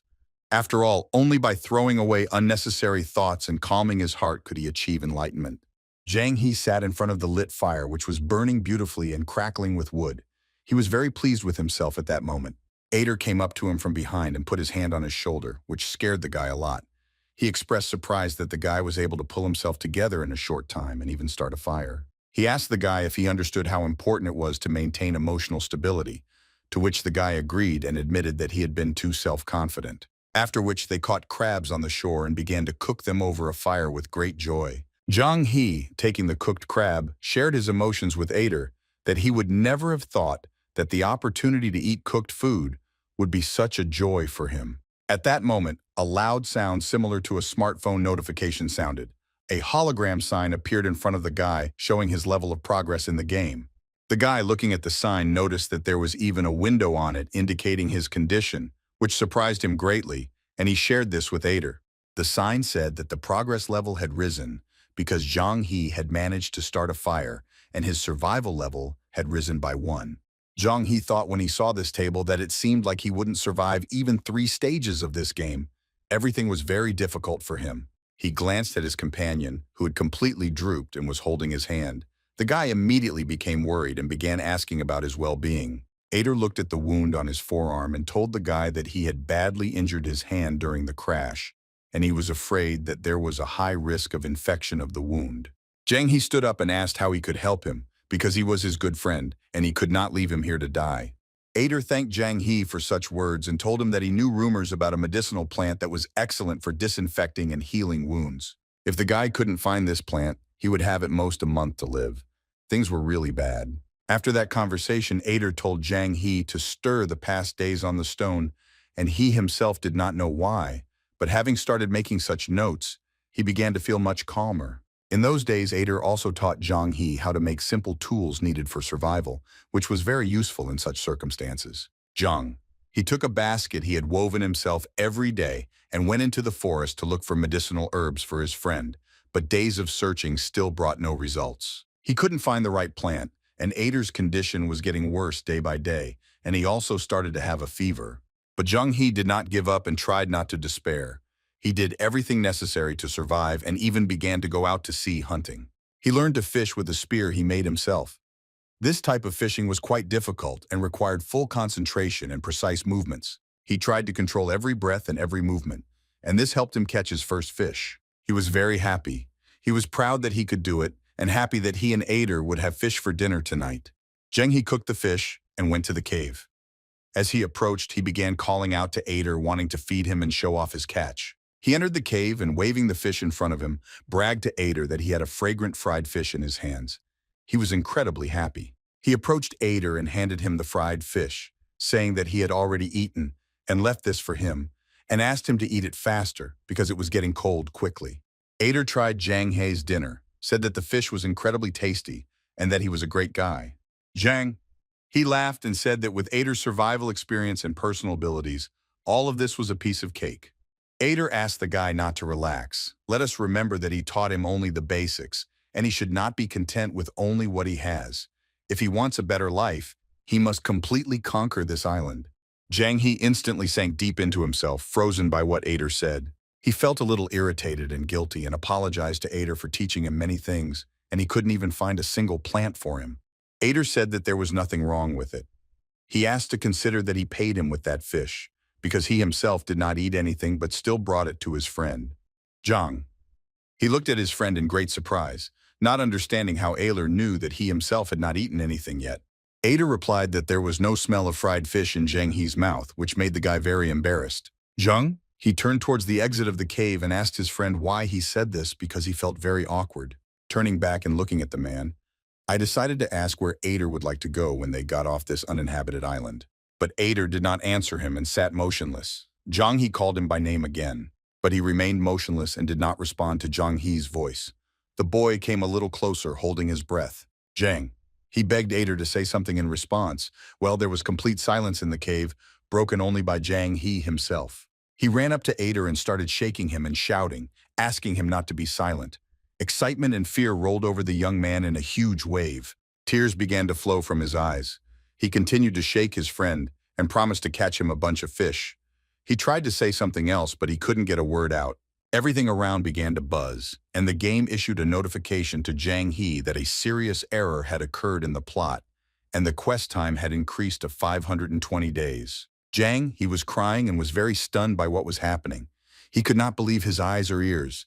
Anger washed over him in a new wave because he did not understand why time had increased by 480 days. He sat next to the lifeless Ader and thought about his situation. The game was supposed to end at 1 a.m., with only 2 real hours or 40 in-game days passing, but they had added 24 hours. He cursed Kronos and understood that he couldn't cope with 3 stages because he couldn't even master one. It seemed that he couldn't cope with this problem alone. He doubted he could survive from the very beginning, but after extending the game for 480 days, his chances were reduced to 0. He was deep in his thoughts, already despairing, but suddenly he began to hear someone calling his name over and over again. He raised his head, recognizing that it was Ader's voice. A ghostly Ader stood before him. Smiling, he said that one day a person's life will come to an end, and someone will die on a desert island. Someone will run away in fear, and others will be able to bravely overcome all adversity and get out of here. He put his hand on Zhang He's shoulder and asked him to never forget his words. Zhang, he remembered each of them and looked at his friend. Zhang, he realized that he needed to conquer the entire island, as Ader had told him at the beginning. He asked him about it. Ader put his hand on his head and wished him luck, stressed that the guy was smart and strong in spirit, and said that he really believed in him. By the next day, much had changed in the boy's mind. He sat in front of the high board on his knees in complete silence. It was written on the board that it marked the place which was the grave of the respected teacher Ader. Jang He sat next to her and promised his dead friend that he would not let him down and would certainly conquer this island. Jang He continued to improve his skills and acquire new ones. One day, he sat hidden in the bushes and waited for the right moment. He watched the bird finally land and turn its back on him. This was a good chance for Jang He. He jumped sharply, hoping that he would finally be able to catch her, because he had been hunting for so long. But when he landed on the ground, he failed to catch the bird, and it flew away right from under his nose. Jang. He was very upset about this because every day he had to eat only fish, and he wanted to eat something else. Well, his very dinner had run away from him, and he had no choice but to go and fish again. He slowly walked to the shore. Coming out of the forest, he immediately noticed that something was floating in the ocean not far from the shore.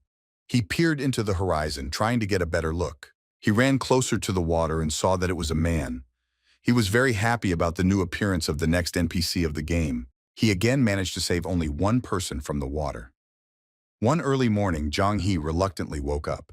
He sat up, rubbing his eyes and yawning widely, surprised that his new friend had woken up so early again, which he had done every morning since they met. But Jang He looked at the guy and emphasized to himself that he was not irritated by him at all. On the contrary, he was very happy about his appearance. He approached the guy who was building the house and nailing the ladder and said good morning to the old man, calling him bro. There was a small artificial lake and a paddock around the house. The guy was about the same age as Jang He. He was incredibly strong with well-defined muscles and was currently nailing a huge log. Jang He, coming closer to him, smiled and scratched the back of his head, noticing to myself that my brother remained silent as always. But that was a minor flaw compared to what he could do to help Jang He get through this survival game. He turned around and walked toward the pen where the birds were running, which Jang He had been trying to catch for so long on his own. However, Jang He was not very happy about this too calm life. He was worried that one day the same thing could happen to this guy as once happened to Ader, and this worried him greatly. Well, each time he tried to push away negative thoughts, convincing himself otherwise. He waved to his brother and went hunting to try and get some game for their dinner. He took his homemade bow and arrows and went deep into the forest. He came to the place where he hunted for that bird. It was sitting in a clearing and did not suspect anything, while Jang He hid in the bushes and waited for the moment for revenge. By that time, he had already mastered the technique of archery, which his brother taught him. Jang He straightened up, pulled the bowstring, placed the arrow on top of the bowstring, and prepared to shoot. Having taken aim, he released the bowstring and fired the arrow at the target. He joyfully ran to the hut and called his friend, showing him his catch and boasting that he had finally succeeded. He approached his brother, who was standing with a long spear and looking somewhere to the side, taking a defensive position. Jang. He asked him why he was holding the spear. Jang He turned around and froze in horror at what he saw. A huge red snake, the size of a house, was not far from them, holding a chicken from the pen in its mouth. It rose high and looked at them with bright yellow eyes. The snake swallowed the chicken whole, and it didn't cause him any inconvenience at all. Jang He was shocked, but casting aside all his fear, he shouted, threatening to finish off the snake, and raised his bow, preparing to shoot. He reached behind his back to get an arrow from his quiver, but his friend put his hand in front of him, stopping him. He told the guy in broken language that the snake had thick scales that could not be pierced, and tried to calm Jang He down by saying that the snake had eaten its fill and would now leave. The snake kept its eyes on them and didn't look like it was going to crawl back into the forest. He twisted and reached closer to the boys, showing his long forked tongue. He was getting ready to attack. The boys stood motionless, watching him. Jang He was very scared and had doubts about whether the snake had eaten its fill, and he asked his brother about it. The snake opened its mouth wide, and at that moment, the brother quickly ran to the side, calling Jang He, who had frozen in place, to follow him. The brother quickly ran to the entrance of the hut and urged on the lagging Jang He, who was followed by a huge snake, ready to swallow him as easily as that chicken. Jang He managed to run, and they entered the hut, closing the doors behind them. They leaned against the door from the inside, holding it just in case. Their breathing was ragged, and they tried to catch their breath and calm down. Jang. He sat down and shared out loud how sad it was that the snake ate their chickens, since they had spent so long raising them. The bro turned to Jang He and addressed him by name, saying that the snake was very dangerous and they had to kill it. Jang He grinned contentedly.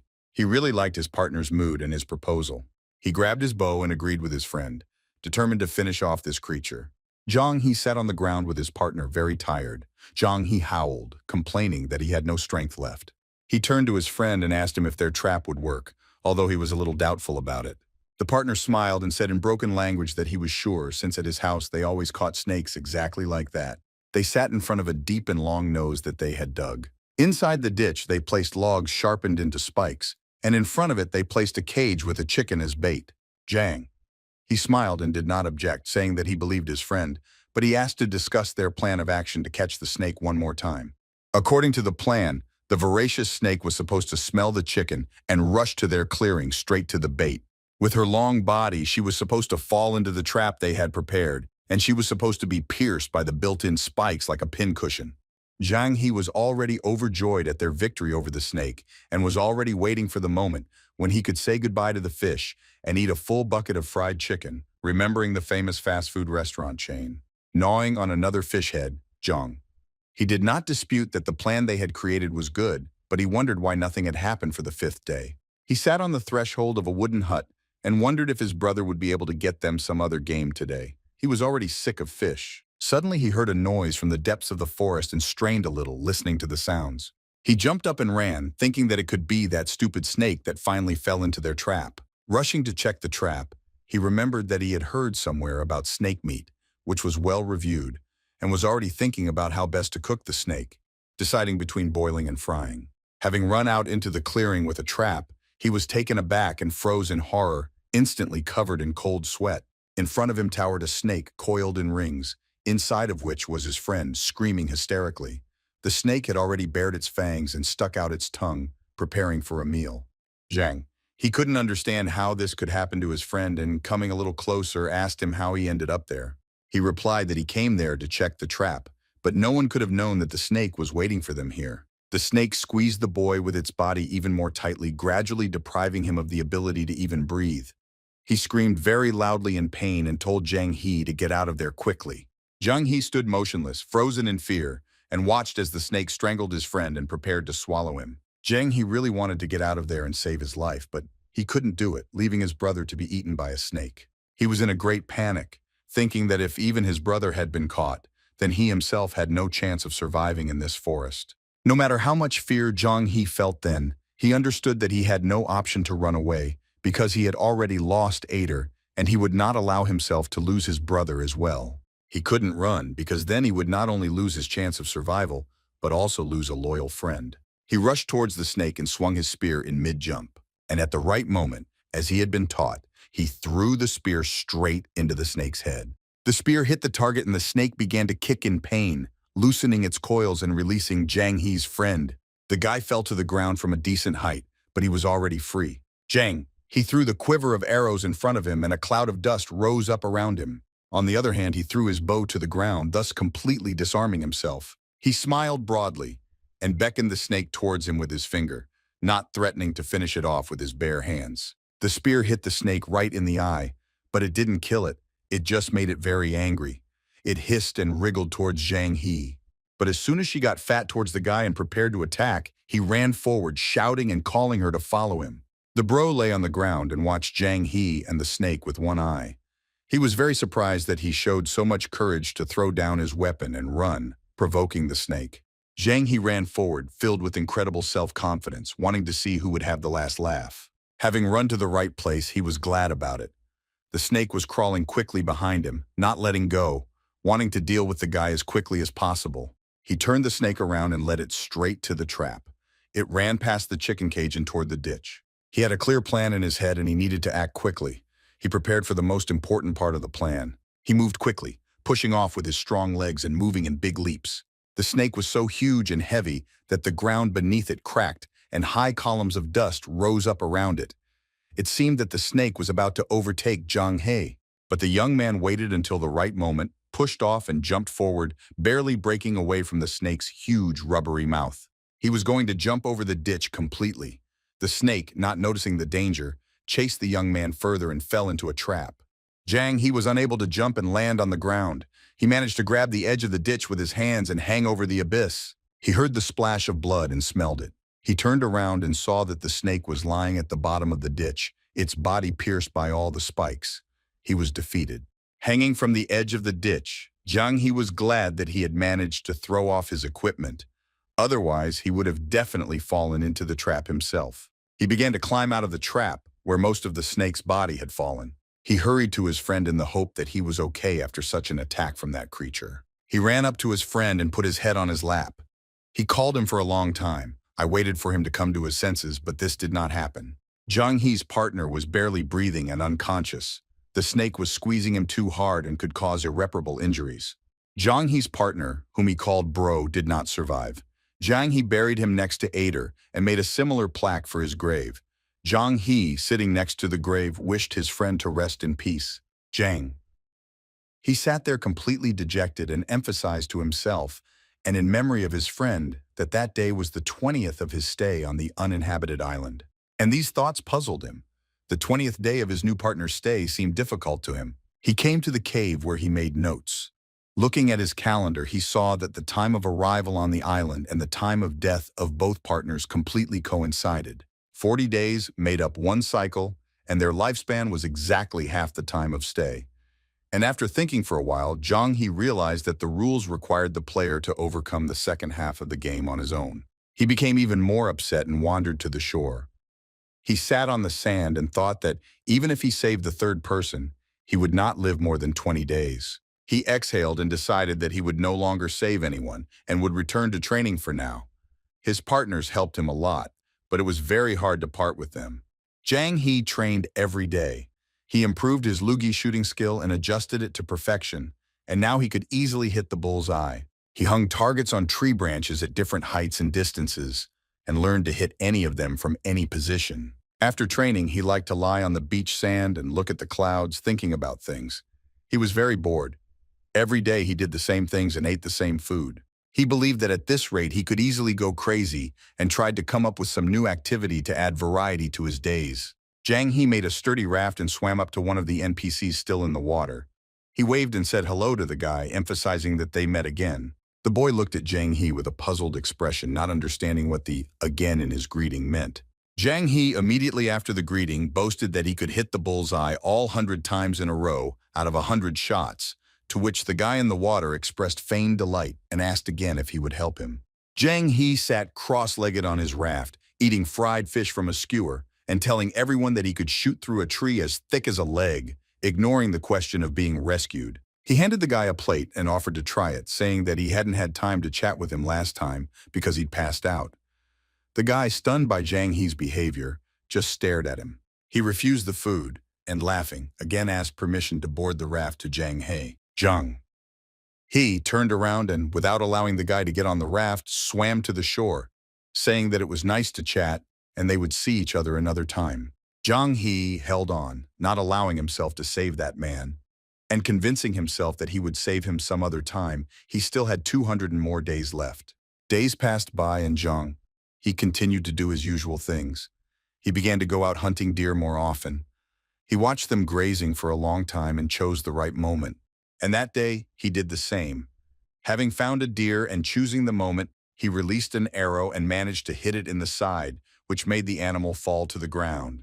Jiang He was very happy about this. Now he could eat meat for dinner instead of the usual fish and crabs. Coming close to the deer he had received, he saw a flowering plant near its muzzle, which he immediately recognized. He picked it and examined it. It was the same medicinal plant that Ader had once spoken of. He was very upset to realize that Ader could have been saved if he had been stronger and more careful, and that maybe his brother wouldn't have died either if his personal skills had been better. He realized that his previous assumptions about the game were wrong. In fact, in the middle of the game, a test was activated, and if the player did not have enough abilities, then he had to survive the rest of the game on his own. But he still doubted whether he could pass that test. Suddenly, he was distracted by some strange rustling and turned around. A leopard ran out into the clearing, which was definitely hungry because it ran straight to the killed deer. He behaved carefully, sniffing and looking around, coming out into the middle of the clearing and slowly sneaking towards the prey. Having crept up on the deer, the wildcat quickly sank its teeth into its side, enjoying and rejoicing at such an easy-to-obtain lunch. Jiang He watched her from the tree branch he had climbed when he heard the rustling noise. He bided his time. Seizing the moment, he jumped from the branch towards the leopard and swung his spear. The cat sensed danger too late, and when she turned around to hear the rustling of leaves, it was already too late. Jang He pierced her with a spear in a second and took her life, thus saving himself and his food for several days. He took a breath and noted to himself that he should have thought that if there were deer in this place, then there must certainly be predators that matched it. The guy looked at his hands, suddenly realizing that he was already able to defeat the predator, and decided that the moment had come to save that guy from the ocean. Having fallen to the ground near the two animals that had fallen at his hands, he realized that he was no longer the same Jang He that he had been before. He looked from the forest towards the ocean and saw that the sun was already setting and it was beginning to get dark around. On the 321st day of his game, Jang He rescued his third companion. After pulling him out of the water and letting him catch his breath, he asked how he was feeling. The boy exhaled and thanked his savior, after which he introduced himself as Bayer and asked Jang He where they were. He introduced himself in response and said that they were on an uninhabited island where leopards lived, and noted that he needed his help. Bayer was taken aback by the mention of leopards. He then suggested that in that case they should stick together to survive on this island, to which Jang He agreed, and promised that they would survive, placing his hand on his shoulder. Jang He then promised himself that no matter what this guy's trial was, he would not let him die. Bayer scratched the back of his head and noted that he himself did not understand, but at the sight of Jang, an unknown resentment awoke in him. Jang, he reassured him, assuming that it was because of hunger, and offered to fry him a chicken and led him to his house. The boys were sitting by the fire. Bayer was eating fried chicken, which Jang He had taken care of, but he hadn't touched his dinner and hadn't taken his eyes off his new companion. Bayer, tearing off another piece of chicken, praised Jang He's amazing skills.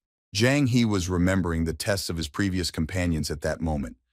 Ader had an infection, and his brother had been taken by a huge python, and he was very puzzled by Bayer's test. Bayer noticed the thoughtful Jang He and asked him if he was going to have dinner and why he had been looking at him so strangely all evening. Jang He assured him that everything was fine and he was not hungry. Jang He assured Bayer that everything was fine and he was not hungry, thinking that he had to keep an eye on him for 20 days to prevent trouble. Bayer thought that Jang He not only saved him, but also gave him very tasty food and considered him a very good person, but for some reason he felt strange next to him. The next day, Bayer was trying to cut down a tree. In the process, he suddenly felt a presence behind him. This made him tense up and he began to timidly turn around, expecting some kind of danger. Turning around, he saw Jang He, who appeared from behind the bushes and wished Bayer good morning. Even though Jang He was acting very friendly and welcoming, Bayer felt uneasy about this situation. But that wasn't the only strange situation. While he was foraging on the beach, he noticed Jang He peeking out from behind a tree and watching him. When they went to bed, he also felt Jang He's piercing gaze until he fell asleep. Jang He watched him even when he was washing himself. This happened all the time, but Bayer didn't say anything to him and endured it. Bayer spent a long time choosing the moment, and having climbed further into the thicket, unable to bear it any longer, decided to relieve himself. He pulled down his pants and sat down, exhaling with relief and relaxing. He didn't expect any attention at that moment, but the suddenness made him shudder with fear and complete misunderstanding of the situation. Jang He appeared from the bushes again and wished him good morning. This behavior of his new friend began to not only bother him but also frighten him. And seeing no other variability, Bayer was sure that there could be no mistake in his judgment and decided that Jang He was simply hitting on him, since there were no girls on the island. He waited until night fell. He did not sleep until Jang He himself fell asleep and very quietly left the hut. He mentally apologized to Jang He but decided to leave since he couldn't allow any indecent actions towards him from another guy, considering that there were only 2 men on the island. Jang He jerked awake very abruptly. He had always slept restlessly lately, but this time he seemed to sense something was wrong. He turned around and did not find Bayer nearby and became very agitated and began calling him by name. He ran to his homemade calendar to count the days and discovered that it was precisely the 20th crucial day of his stay on the island. He cursed under his breath and hurried to find Bayer, hoping that he could save him. Bayer walked through the jungle in complete darkness. He was very scared, but he did not consider turning back. Suddenly, 2 bright red lights appeared in the bushes ahead of him. Bayer held his breath, terrified. Right in front of him, a leopard jumped out of the bushes, growling loudly, warning the boy that he was about to bite him. Bayer felt the strongest fear and backed away. He did not know what to do in such a situation when it was necessary to escape from a huge wild cat. He retreated back and leaned his back against a tree, and the leopard came closer and closer to him. Bear began to say goodbye to life, thinking that the end had come for him. Meanwhile, Jang He was already walking through the forest and searching for Bear. The guy didn't know what to do because he couldn't find his companion. He despaired at the thought of losing his friend again. He didn't want to let that happen again. He heard screams. Bear was calling him for help from somewhere in the depths of the forest. Bear ran as fast as he could, trying to escape the leopard, which was lying right behind him and could finish him off at any second. Looking back, he saw the burning eyes of the beast, who wanted to have him for dinner. Bear was already thinking that no one would come to his aid. He was already tired, and the beast was just waiting for this. He was already prepared for his inevitable death, and every time he stumbled and thought that he would fall, he tightly closed his eyes, expecting to feel the sharp fangs of the beast in his body. And then he heard his name. It was Jang He's voice. He was standing in front, drawing the string of his bow with an arrow lying on it. The next second, he released the bowstring and the arrow flew forward. She passed Bear at breakneck speed and he barely managed to dodge.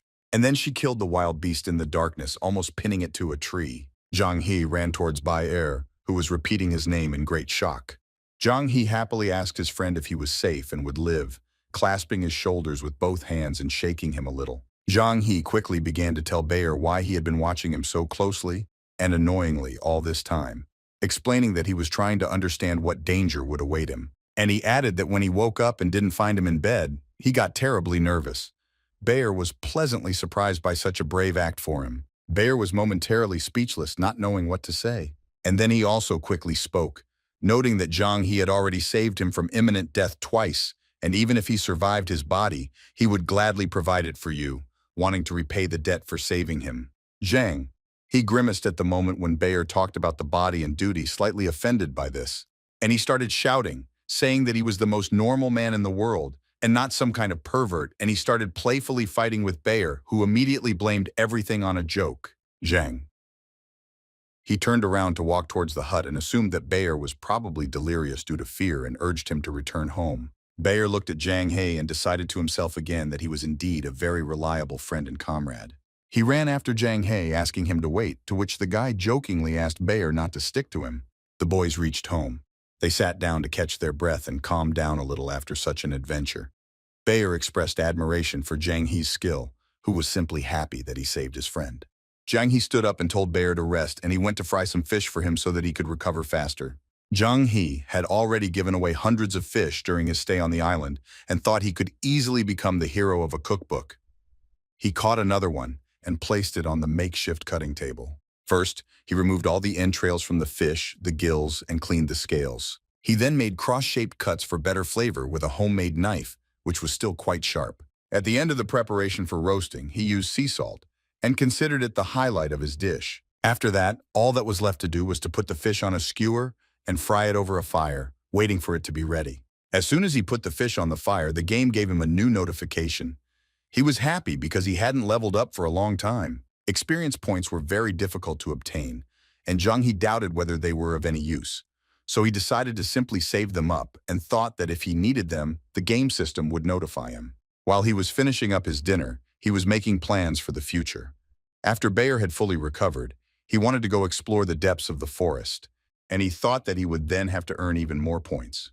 He was very curious about what could await them there, and he imagined various options. He was already looking forward to this trip and was ready to go there, even that same night.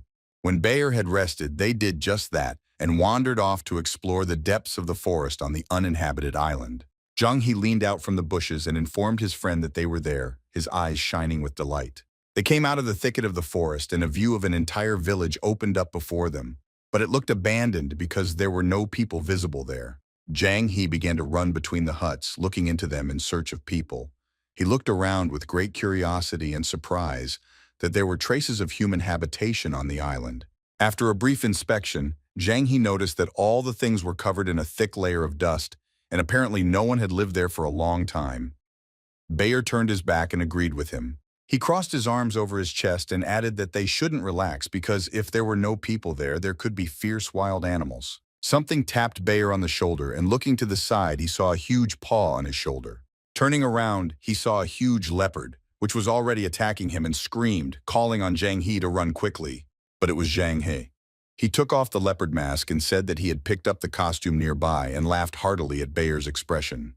Bayer exhaled, realizing that there was no danger and was indignant at how he could joke like that in such a place. They went to explore the area further. On the way, Bayer promised that he would definitely get even with Zhang He's prank, who laughed and asked him not to even dream about it. They came out into a huge clearing and Zhang He immediately drew Bayer's attention to the fact that there was something ahead of them. They came to a certain stone square surrounded by stone pillars and Zhang. He noticed that this structure looked like an altar. Zhang He walked up to the platform and approached the altar in the center. He immediately discovered the necklace lying there and informed Bayer about it. Zhang He picked up the necklace and began to examine it, admiring it because it looked very unusual, and he was quite interested in what it was made of. The game system at this point issued a new notification stating that Zhang He had found an in-game item, the rabbit's foot necklace, that was not rated. Zhang He found a game item for the first time and was curious about what he would need it for. He turned around and called Bayer to come look at the necklace. But he didn't see Bayer, but instead only a long spotted tail sticking out of the bushes. Zhang He became slightly furious and continued to address Bayer. He thought that Bayer had decided to take revenge on him for that incident. He said that he would not be afraid anyway and asked his friend to come out of the bushes. But there was no answer, and Zhang He began to pull on the tail, trying to pull his friend out by force, showing that he was not afraid at all. Bayer's voice was heard from behind him. He was wondering what Zhang He was doing in the bushes, to which Zhang He turned around and tried to comprehend what was happening, because he was sure that he was now being pulled by the tail from the bushes. He looked at his friend with puzzlement and asked him why he was near the hut. He looked at the spotted tail lying in his hands and tried to understand with fear who he was actually holding. A leopard, angry at the way his tail was being treated, emerged from the bushes and growled loudly at Zhang He. Another leopard came out of the bushes after him, and then another and another. They all arched their backs and bared their teeth, growling and hissing loudly, rejoicing at the upcoming dinner. The boys froze in shock and fear. They never expected that 4 leopards would attack them like that. The leopards started running towards the boys. They moved gracefully and softly with the aim of the killer. Bayer turned to Zhang He and noted that they seemed to be surrounded, hinting that salvation was in question. Zhang He indignantly began to pick on his friend, asking where he was going, to which Bayer began to justify himself by saying that he had gone to relieve himself. Zhang He realized that in simple terms, he had simply been pulling the leopard's tail all this time. Bayer pulled Zhang He up and said that they couldn't just run away from these beasts. Zhang He looked at his friend and knew that he was right. Bayer suggested taking a chance and finishing off all 4 cats and was belligerent about it. Zhang He agreed, since they had no other choice in that situation. Zhang He took out his bow from behind his back, but kept his eyes on the wild beasts rushing towards them, who were determined to dine on them. The boys saw only 8 bright yellow eyes glowing in front of them. The cats rushed towards them, already opening their mouths and feeling the taste of victory. One of the leopards rushed forward and approached the guy, preparing to jump on him. Zhang He turned to Bayer, confirming the readiness of the two. He drew his bowstring, knocked an arrow, and took aim at the wild cat, who was the bravest of them all. At that moment, Bayer ran forward with a dagger in his hand. Taking aim, Zhang He released the bowstring and fired the arrow towards the leopard. The arrow hit its target and went straight into the cat's head. He didn't even have time to roar before life left him. Bayer praised Zhang. He's good shot without stopping running. Now it was up to him. He rushed past another leopard, which did not react quickly enough to intercept Bayer. The boys reunited and stood waiting for the next attack, or for all of them at once. Zhang He emphasized that the leopards had numerical superiority and suggested that Bayer split up, to which he asked about the next plan of action. Zhang He narrowed his eyes and replied that they would act according to the situation. They split up and ran in different directions, and the leopards did the same. Zhang He was followed by one, while the remaining 2 ran after Bayer. Zhang He pulled away a little, abruptly hid behind the hut and held his breath, thus buying himself a little time to at least think. The leopard walked confidently along the path, turning his head, listening and sniffing in search of the guy. But he didn't behave like a real cat, which usually walks silently. He stepped on a dry tree branch with his paw and it cracked under the animal's weight. This made Zhang He realize that the beast was approaching. He was preparing to finish the leopard with one blow and was waiting for the right moment. He held the spear, raising it to the best position, so that he could immediately approach like a beast and solve the problem with one movement. He swallowed the lump in his throat that had formed from the feeling of fear. He felt beads of cold sweat running down his face, but he held on bravely. There was a rustling sound behind him. The leopard walked around the hut and appeared on the other side, where Jang He was not expecting it. The boy turned around sharply, hearing the growling breath of the cat behind him. The beast immediately pounced on Chang He, who only had time to be surprised that the beast was able to outwit him and approach him from behind. Another moment and the leopard would have torn the guy's head off, but he managed to turn around and put his spear under it, and the animal itself impaled itself on him.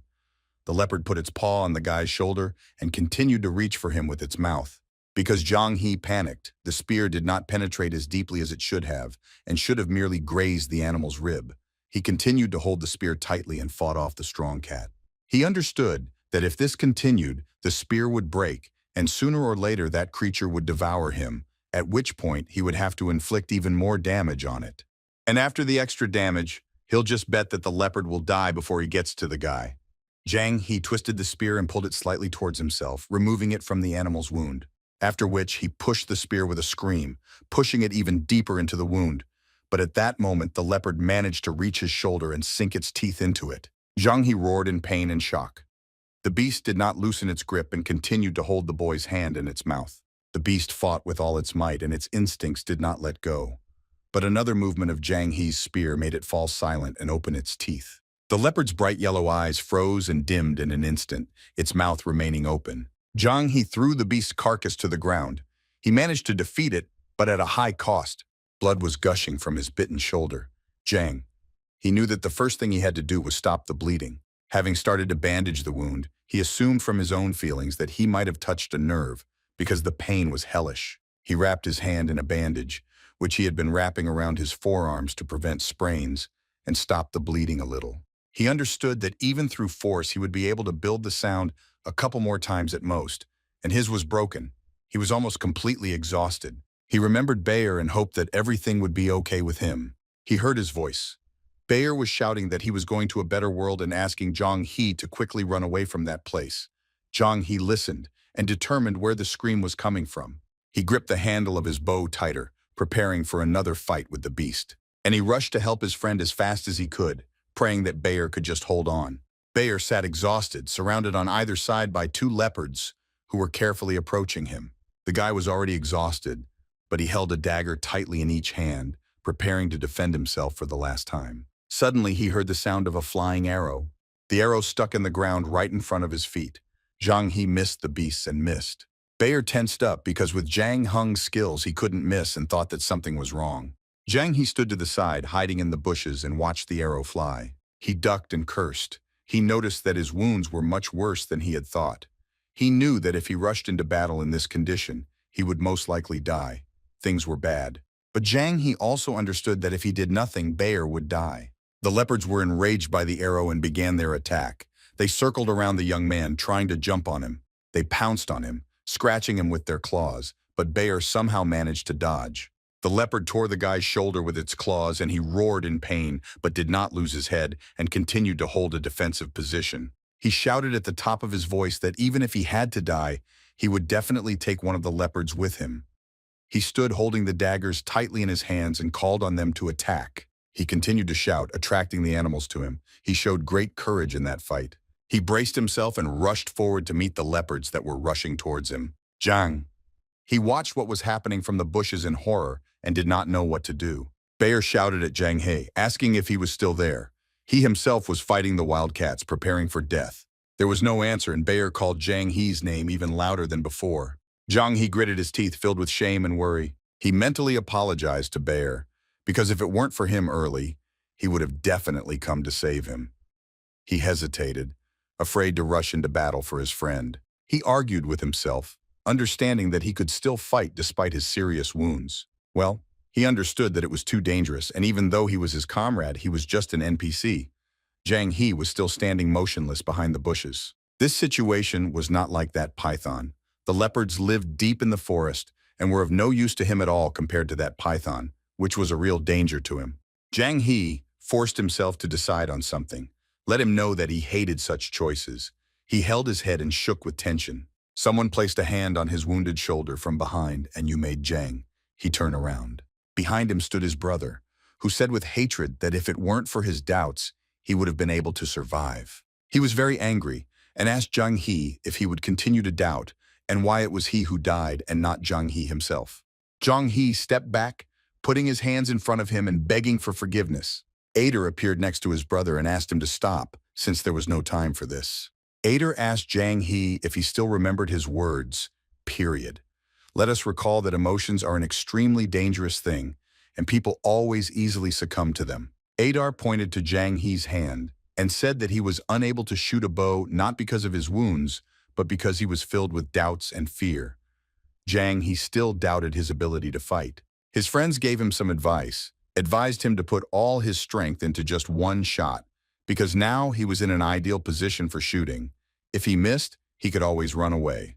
Zhang He reached behind his back for the arrow and pulled it towards himself. He concentrated, keeping in mind the thought that he could change the situation with just one shot, and he had to try to do it. Bro stood next to him and calmed him down, reminding him that he should concentrate on this shot.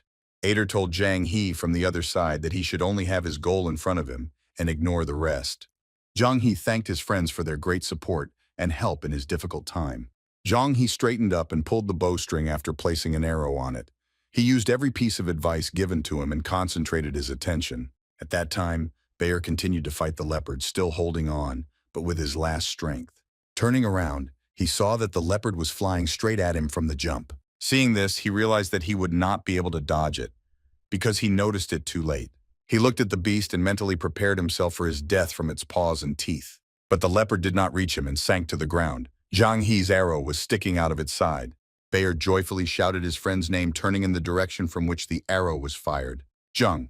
He came out of the bushes and told the Bairu that he had come to his aid and shouted, cursing at the cats, that they were free to compete one-on-one. The leopards turned towards the guy who came out and growled angrily. Bayer couldn't believe his eyes that his friend had finally returned to him. Zhang. He was puzzled by the leopards as to how they hadn't retreated with such wounds. Zhang He turned to his friend and asked him to look for the bridge. Bayer still doesn't understand and asks again what he means. The next second, he understood the words spoken to him and began to act. He hurried back, asking Zhang He to give him 5 minutes to leave, to which he replied that he believed in him and stayed to repel the leopard's attack. The big cats surrounded him, getting closer and closer, and Bayer ran on Zhang He's instructions. The leopards were quite careful, now giving way, now jumping back. Zhang He also carefully dodged them. It was difficult for him to move the injured part of his body, and he decided that he would simply distract them and not expose himself. The beast, approaching once again, tried to hook the guy with its huge heavy paw and inflict another wound. But Zhang He dodged every time like a clean blow, practically dancing on the spot around the cat. Another leopard at this time gained speed and marked everything in his direction. The beast roared and approached Zhang He, who carefully backed away, trying to avoid the leopard's expected leap. Zhang He jumped back and turned in mid-jump, keeping an eye on each of the animals, trying to control their every movement. Zhang He's stamina was almost exhausted, and he couldn't imagine what he would do when his strength left him. From afar, Bayer's voice could be heard calling him to run to him quickly. He shouted back that he was running and asked him to wait for him. He turned away from the leopard and ran away from him. Bayer stood on a tree branch, and another of the leopards stood on the same branch in front of him. Zhang He ran as fast as he could towards that tree to help his friend, and the leopard was right behind him. Zhang He jumped high, pre-stretched the bowstring, took aim, flew in the air, shouted at Bayer, sent him forward. Bayer ran down the branch straight toward the leopard. They had made this plan 78 days ago. Bayer had reasoned in front of Zhang He that day that a surprise attack against the leopards was best for them. After all, only in this way could they defeat the beast relatively easily and then deal with the rest. Zhang. He asked him what to do if they have to fight against two people at the same time. Bayer insisted that even so they could carry out a surprise attack. They just needed to create ideal conditions for it, and began drawing a diagram on the ground. Zhang He laughed and said that this plan reminded him of a Chinese proverb, to which Bayer asked him to recite it. Bayer jumped from the branch right in front of the leopard's nose. The guy landed on the beast that was below and instantly plunged 2 daggers into its back. The proverb simply described a diversionary maneuver. At the moment when the leopard was about to jump from the tree, Zhang He released the bowstring. The arrow flew straight into the animal's mouth, giving it no chance of survival. The guys stood opposite each other and were happy that they had succeeded. Bayer turned to Zhang He, indicating that it was necessary to immediately examine his wounds. Zhang He asked not to worry, but Bayer had already examined him from head to toe and insisted that it was necessary to check whether his bones were damaged. Bayer said that he knew from the first shot that he was wounded. Otherwise, he could not have missed. Even when he managed to hit the target, he thought that this was the end and they would have to fight to the end.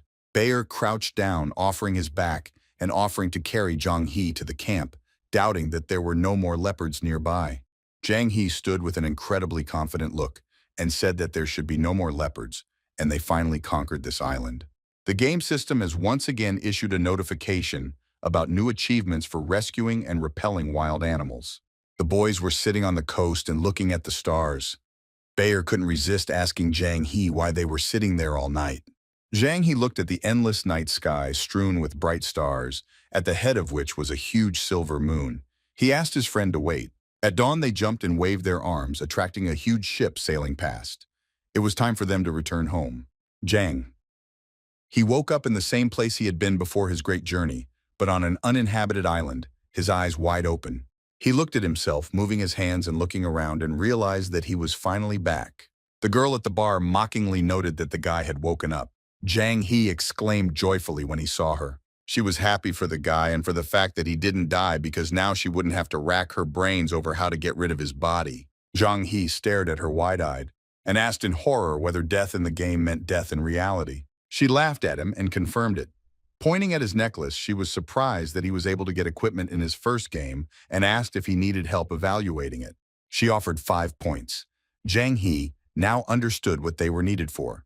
The girl said that other points were needed for exchange between players or for buying items from her. She took out a box and asked Zhang He to put her necklace in it. The boy asked her why such caution was necessary.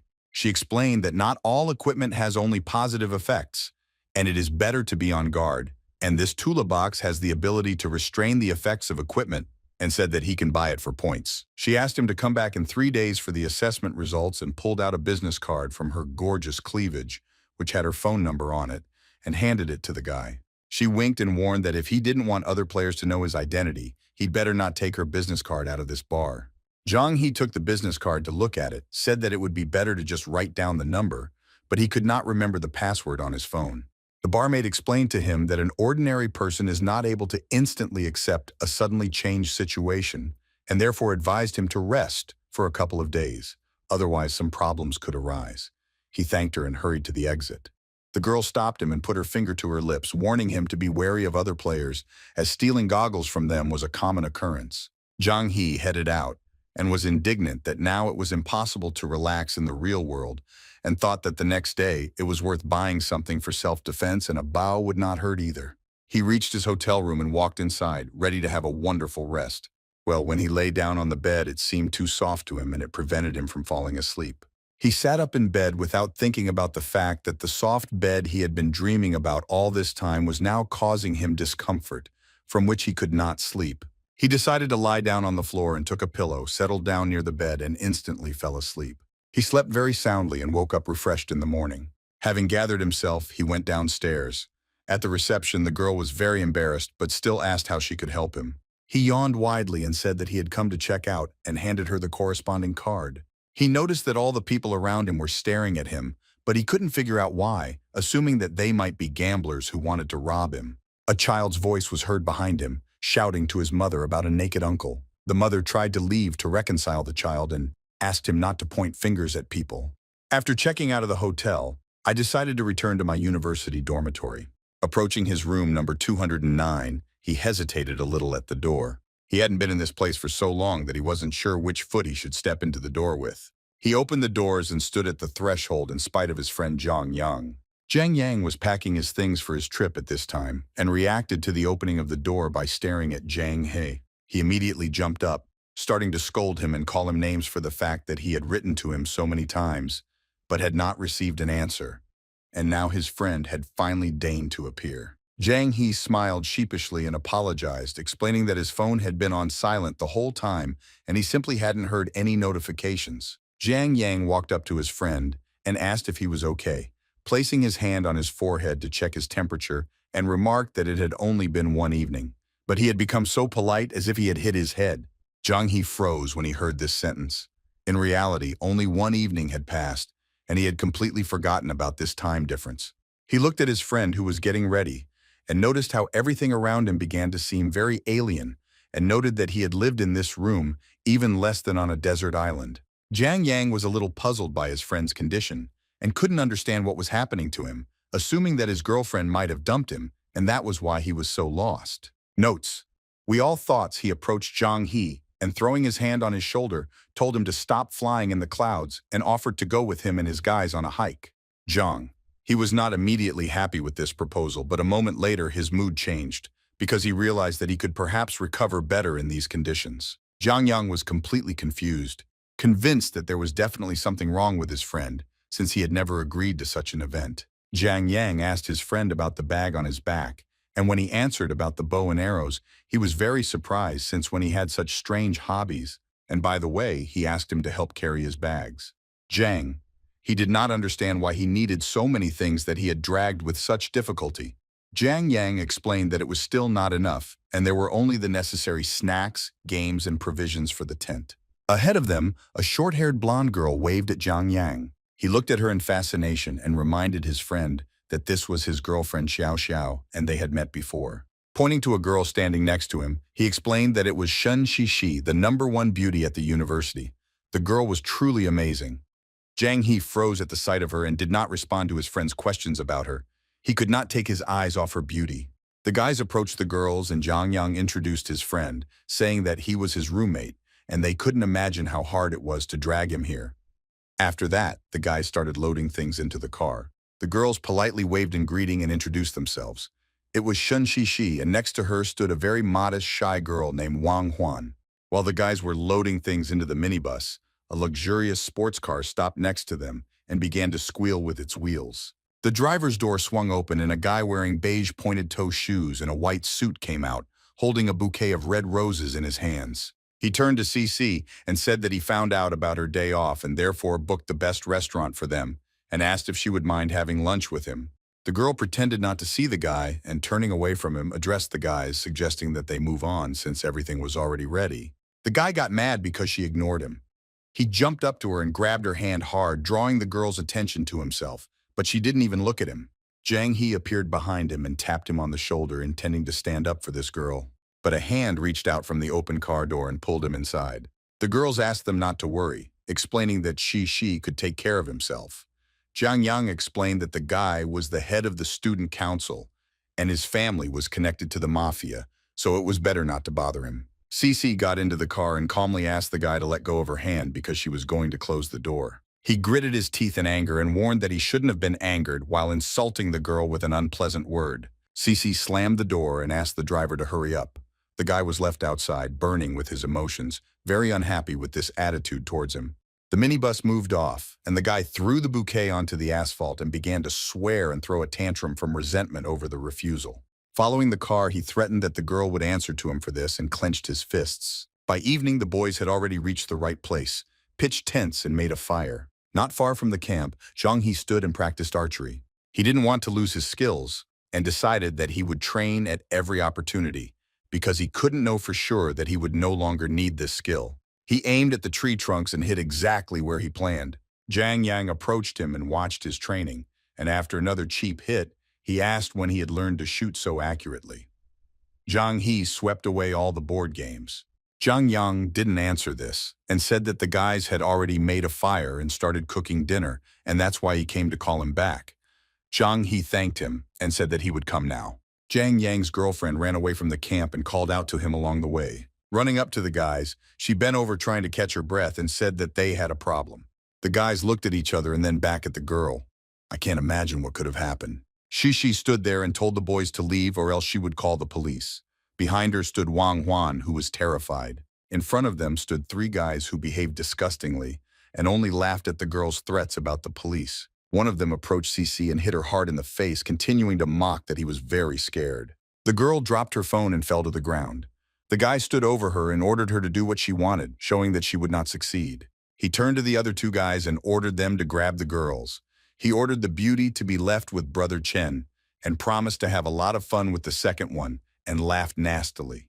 Wang Huyan convinced that they could not do this to them, and at that time she was trembling with fear. At that moment, a cry was heard from the forest ordering the guys to get out of there. The bandits turned around and saw Zhang He standing there with his bow drawn and aiming straight at them.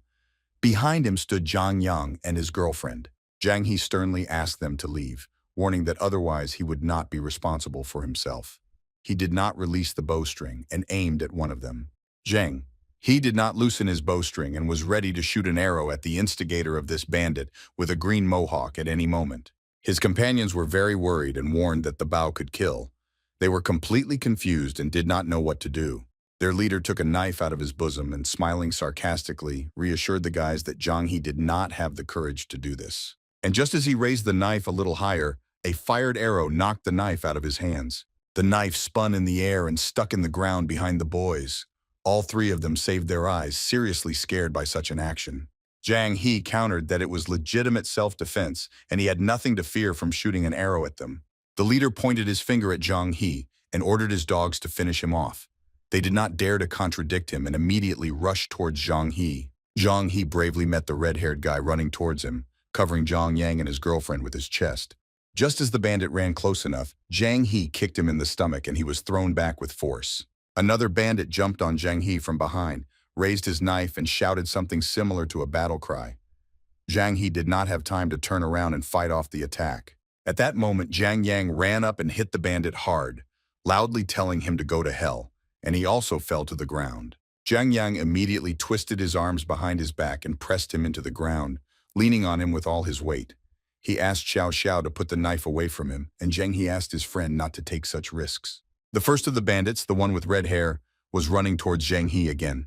Zhang He turned sharply towards him to prevent his possible attack. Zhang He looked at him and thought that compared to the leopards, these guys were small fry and expected that he could easily deal with them. That guy's jump was very sudden and it made Zhang He tense up quite a bit. The bandit jumped and fell to the ground, grabbing Zhang He's leg, thus blocking his ability to move. Zhang He began to twitch his leg and ordered the bastard to let go of his leg. And at the same time, the instigator of all this was already running towards him. In his hand, reaching out to Zhang He, a knife blade was shining, and on his face was a wide smile, more like a grin. Zhang He couldn't dodge or jump away because the other guy was holding his leg tightly. Zhang He swallowed the lump in his throat. He expected the knife to plunge into his body, but nothing happened. Everything around became quiet. Zhang He raised an eyebrow and looked ahead in surprise. Everything around froze. The bandit was hanging in the air.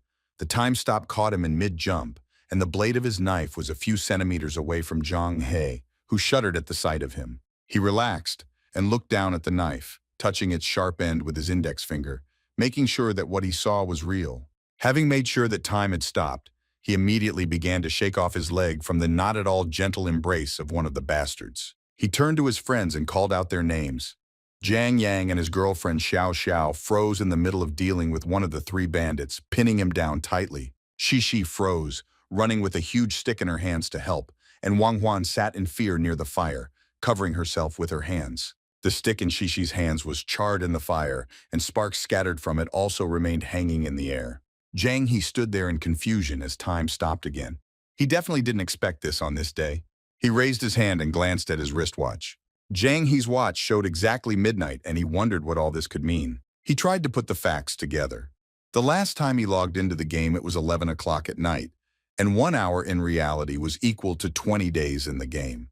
But on the 20th day of the game, a system error occurred, and as a result, time increased by 480 days, that is, by 24 hours. And he also remembered Kronos' words before the game. He said that he had prepared a small gift for him, but it was difficult for him to explain, and he decided that soon he would realize its full value himself. Zhang He's mother looked at her watch and realized that the old man's gift was that every day after midnight, time would stop for 24 hours. At that moment, a notification sound came from his pocket.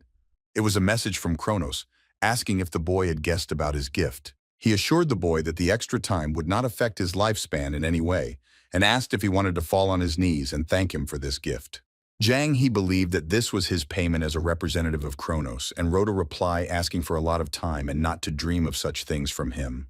Zhang He jabbed his sneaker at the head of one of the bandits and felt that it was a really useful ability, and he could use it to deal with the current problem. He decided that in order to deal with the enemy, he needed to immediately attack their leader, who was Chung Chung, who in turn should be nearby. And he went in search of it, rejoicing at such a wonderful opportunity to resolve everything beautifully. Zhang. He walked into a clearing and found two parked cars. There was a van, and next to it was a convertible sports car. Zhang, he came closer. He guessed that they were standing there but was surprised by the second car. He looked inside the bus with a cheerful greeting, and his face instantly changed. Having entered the car completely, he cursed and saw a half-naked Chung Chung lying on the bed, which took up most of the interior. Zhang looked around and was amazed, because the car not only had a bed, but also a refrigerator with drinks. There was everything your heart could want, but that was to be expected from Chung Chung. He glanced at Chung Chung, who was lying with his legs crossed and scrolling through his tablet, and decided that it was time to find out what this man was up to. The whole atmosphere made Zhang He feel sick. He hated bastards like these guys. Zhang He looked at the message on Chung Chung's mobile phone. In the correspondence, Chung Chung told him to bring him only one girl, and the guys could do whatever they wanted with the others. Zhang. He cursed again, realizing what the machine was designed for. He wished that this bastard could see himself from the outside and wondered if there was a way to bring him back to the righteous path. Well, for some time he stayed on the bed thinking about what he could do to get revenge on him. At some point an idea came to him. He approached the idiot, forced his mouth open and began pouring a special liquid from the bottle into his mouth, telling him to drink more. He poured bottle after bottle into it, imagining himself as a priest who forgives other people's sins. Chung Chung emptied 5 bottles with Zhang He's help. The guy left the empty bottles on the bed next to Mr. Chung and decided to call it a day. As he got out of the car, Zhang He noticed that he was a little tired from carrying out justice. But he was proud of himself and laughed that after this, Chung Chung definitely had to cleanse himself. Zhang He stood for a moment and breathed in the fresh air, and his gaze fell on the sports car. It was a very cool car and he couldn't resist the temptation. He walked up to the car and sat down in the driver's seat with great pleasure. He was crazy about the car, not even expecting anything else from that rich kid. Zhang He took the wheel, having started the car first. And without hesitation for a long time, he pressed the gas pedal. The car was a joy to drive, and Zhang He rushed off full of pleasure to test drive the temporary toy. 23 hours later, he returned and parked the car in the same place. Getting out of the car, Zhang He was delighted with the extra 24 hours he had received. After all, during this time, he was able to cleanse all the sins of one lost soul and then test drive an expensive car. He was only slightly upset that he had hit quite a few branches along the way and left scratches on such a luxurious car. But this was in addition to Chung's punishment, who would certainly have found the money for repairs. After enjoying his rest to the fullest, he decided to go and deal with those henchmen of Chung Chung. Coming out to his camp, he glanced at the fire and noticed that he still could not fully believe that almost a day had passed. But everything in the world still remained in a state of stasis. He glanced at his frozen friends and became very curious as to whether they had gotten tired of standing during these 24 hours. Well, he threw away all unnecessary thoughts and got down to work. He approached Cece and took the charred stick from her hand, borrowing it for a while. He walked up to the guy who was being held by Jiang Yang and Xiao Xiao and put a stick with a burning end into his hand instead of a knife. Then he began to move these guys at his will, positioning them so that one could stab the other with a knife and the conflict would end. Having finished, he looked at the work done again and again and was very pleased with the result. The actors were in their places. All that was left was to wait for the performance to begin, and Zhang He glanced at his watch. Zhang He gave the countdown and waited for the time to start again. At that moment, the hum and screams returned. Wang Huan continued to scream into the phone, calling the police. The bastard screamed in pain, throwing the burning stick out of his hand, which gave Zhang Yang the advantage to break him. Cece looked at her hand, in which she had previously held the charred branch, in surprise and could not understand where she had put it. The guy with the green mohawk continued his flight, ending with him stabbing his partner in the stomach. He howled in pain and surprise and looked questioningly at the ringleader of the fight. The injured boy's name was Xiao Liu. His green-haired friend stood over him, stuttering, trying to utter a word. He was very confused by this outcome. He looked with his frightened gaze at the wound he had inflicted. His face twisted in horror and panic rolled over him in a high wave. Screams were heard from the camp. Someone was calling for help. The police arrived very quickly in response to Wang Huan's call.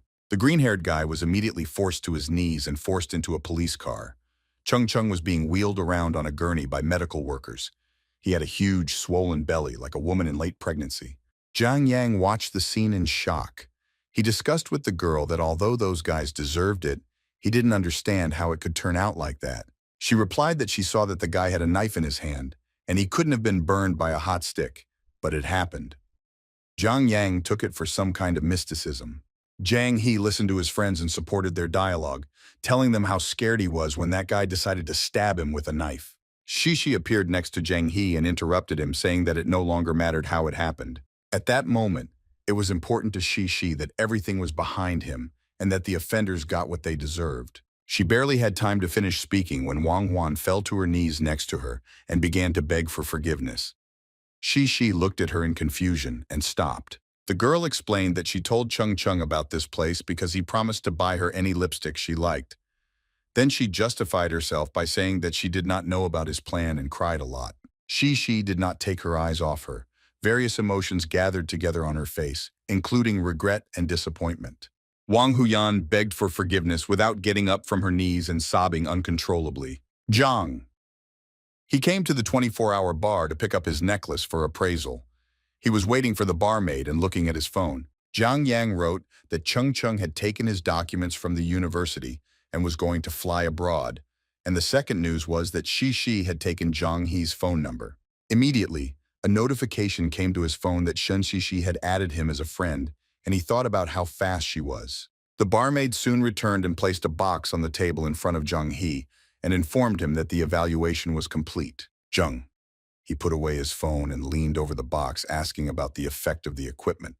The bartender crossed her arms under her chest, saying that the effect was positive, otherwise she would have warned him. Zhang He opened the box and looked at the necklace and asked again about the cost of the box itself. The girl took out a sheet of paper with prices, smiled and asked what model Zhang He would like, and warned that such a box could not be taken into the game, to which the guy refused to buy it. He took out a necklace called the Lucky Rabbit's Foot. Its property was that it slightly increased the luck of its owner. He hung it on his arm and looked at it again, curious to see how much it could increase his luck. He went to the state lottery building and asked the cashier for 10 lottery tickets for 10 yuan each. Then he slapped his palm on the tabletop, putting down the bill. Checking his winnings, he was upset, because out of the 100 yuan he had spent, he had won only 60, and in this case, his luck was the most ordinary. He went to the local shopping mall. As he walked down the hall, he thought about the extremely low probability of winning the lottery and decided that the necklace effect was unlikely to work on every single ticket. He decided to try again and approached the slot machine with prizes. This machine had a chance to win a tablet, but one try cost 30 yuan, so he decided to try it. But luck didn't work here either, because he managed to win toothpaste worth 6 yuan and wet wipes worth 1 yuan. He looked at his winnings and felt a little angry because he had wasted so much money. After unsuccessful attempts, he went into a cafe. There was a very friendly girl at the pickup point and asked the guy to make an order. Zhang. He looked up at the menu, about to choose food, and thought that it was time for him to quit gambling, because he had lost a lot and would have to eat the leftovers. Some man suddenly pushed him to the side and demanded that he take his order if he had not yet decided, and began to dictate the desired dishes. Zhang felt very bad and began to doubt the existence of a just world, and he wondered if his necklace even worked in the real world, if it still had nothing but bad luck. The man received his order and hurried to sit down at the table. Zhang He called him a rude cattle and went to the place to order. The girl at the checkout smiled broadly at him and congratulated him, because now he was the 199th visitor, and said that their restaurant would pay for his lunch within the limit of 100 yuan in connection with the promotion. Hearing this, Zhang He turned towards the man, who was already staring at him with a greedy gaze, and nodded at him with complete pride. Zhang. He thought that if it weren't for that man, he wouldn't have won this promotion, because he would have placed an order earlier and would have been number 198. He thought about it more deeply, realizing that luck was indeed a rather elastic concept, but he still decided to continue wearing that necklace. Almost a day and a half later, almost an additional 24 hours later, Zhang He was still walking on the street. He was already very tired and walked stretching and yawning along the sidewalk towards home.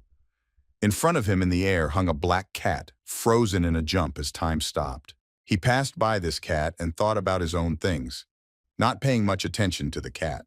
In the bushes directly behind the cat, 2 yellow lights lit up. They were eyes, but Zhang He couldn't see them. But still, he heard some rustling and turned around to see the cause of the rustling. Seeing nothing, Zhang He asked into the unknown whether there was anyone there. Not seeing anything strange, he straightened up and scratched the back of his head, thinking that he had misheard, because everything around him had stopped. But the guy stopped abruptly, realizing that there was something wrong with that rustling sound. He also turned around abruptly, realizing that the cat was not in its previous place, but instead there was only a pool of blood. Jang He took out his phone and quickly began to dial a number. He dialed Kronos, who instead of greeting him became indignant, saying that he was busy and irritably demanded that the guy tell him what he needed. Jang He looked into the bushes where the cat was and asked if there were any monsters in the world of stop time that could move like him. While the old man was remembering and affirmatively muttering that there were such, an ugly green hand appeared from the bushes and leaned on the tile. Then another one appeared, and finally a green creature with human hands and huge narrow eyes that took up half its head emerged from the bushes. This creature was called a molesby, and Kronos said that it was quite aggressive and warned the guy that if he saw them, he should run without looking back. Jang He held the phone to his ear and looked at this monster who was looking at him with interest. At first it behaved a little timidly, shifting in place and not attacking. Jang He understood from Kronos' description that he had met a molesby. When asked what to do, Kronos was surprised and shouted at Jang He to run away, and added that it would disappear when the time stop ended. The creature became interested in the guy and slowly moved towards him. Kronos only advised him to hold out until he returned to reality and wished him luck. Jang. He heard the beeps that indicated the call was over. He tried to say something else to Kronos, but it was too late. Molesby moved on his hands and knees and showed great interest in the person of Jang He, who looked at him in bewilderment. Jang. He thought that he couldn't turn his back on the wild predator and run away thoughtlessly, because that would expose his vulnerable spots, and he also couldn't show him his weakness. The voice of Kronos was heard from the phone, adding that the creature had the power to bewitch the minds of people so that they would worship it as a deity, and it was an extremely intelligent creature and should not be perceived as a wild animal. Hearing this, the guy immediately jumped up and ran away. Out of breath, he began to slow down. And soon he stopped completely, trying to catch his breath. He leaned on his knees to rest a little. Looking back, Jang He did not see the molesby behind him, which surprised him greatly because he thought that it would chase him to the end. Wiping the sweat from his face, the guy thought that this thing couldn't just let him go and looked around. After which he glanced at his watch, discovering that there were still 25 minutes left before the end of the time stop, and decided that it was worth finding a place to hide. Moths and various midges flew to the light of the lanterns and circled in the rays of light. There was a public toilet building nearby where Jang He ran to use the place as a shelter. He ran into one of the empty booths and closed the doors behind him. He leaned against the door and tried to catch his breath after a long run. Jang. He thought that in the toilet, Molesby wouldn't be able to find him, and perhaps he was already safe. The guy got another message on his phone. He took out his phone and saw that the message was from Kronos and cursed him in his mind. In the message, he wrote that he forgot to tell that the Molesby liked to drive their prey into a dead end, where they easily grab it, and advised not to hide in such places. Jang He cursed again, dissatisfied with such a well-timed warning from his mentor.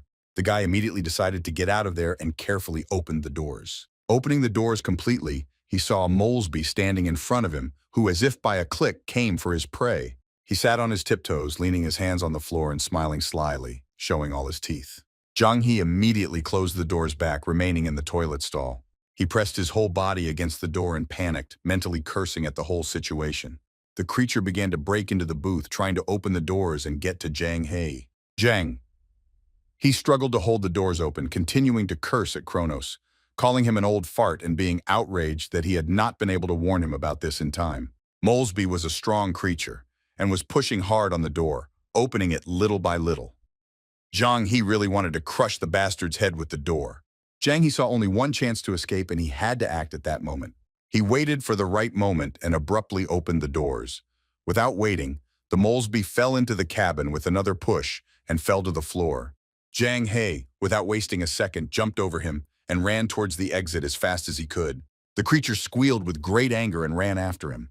Running out of the public toilet, Jang He began to turn his head in search of an option for his salvation. There were rental mopeds parked near the toilet, and he immediately noticed them and moved towards them. He got on the moped and tried to connect it via the smartphone app. As luck would have it, the scanner took a long time to process the moped code, and Jang He didn't have a spare second. He was very upset and swore while trying to start the vehicle.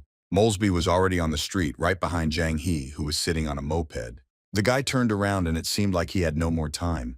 The creature was already flying in a jump straight at him, and in another moment it would have received its dinner. Jang He sat and tried to control the moped until the very end. He was sweating profusely and shaking with fear. And finally, he managed to start the moped. He grabbed the handle and stepped on the gas. Molesby landed on the spot where Jang Hee's moped had been. It only reached out with its paw after the guy who had left. Jang Hee sped off at the maximum speed the moped could go and exhaled slightly. Jang Hee raced at top speed through the city streets, but Molesby didn't even think of lagging behind him. Jang Hee turned around and took note of this fact when he saw the creature's grinning face. The creature did not lag behind, but it could not keep up with the speed of the moped, because it could have already caught up with the guy and carried out its plan. The guy glanced at his wristwatch. There were still 13 minutes left before the time stop ended. He grinned because that was enough time for him. He had only to hold on for these 13 minutes and he would be safe. He drove on, not slowing down. The wheels were spinning at full speed, but something started to go wrong. Jang Hee noticed that he was slowing down, but he couldn't quite decide because it could have been because he was tired. The guy thought that the moped might be running low on battery, which is why it might start to slow down. The creature behind him screamed, and turning around, Jang Hee saw that it was jumping straight at him and was about to grab his head.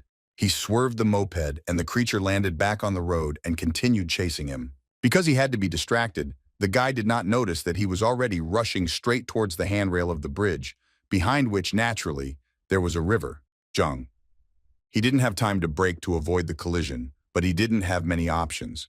If he had braked, Molesby would have appreciated this action. Colliding with the fence, Jang Hee flipped in the air and flew down. The green creature hesitated a little and walked from side to side. While Jang Hee was flying into the water, he managed to pray that this creature could not swim.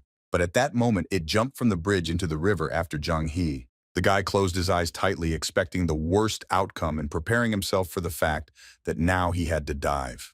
Jang Hee dove underwater, causing the water to rise high in spray above its surface. There was silence for a while.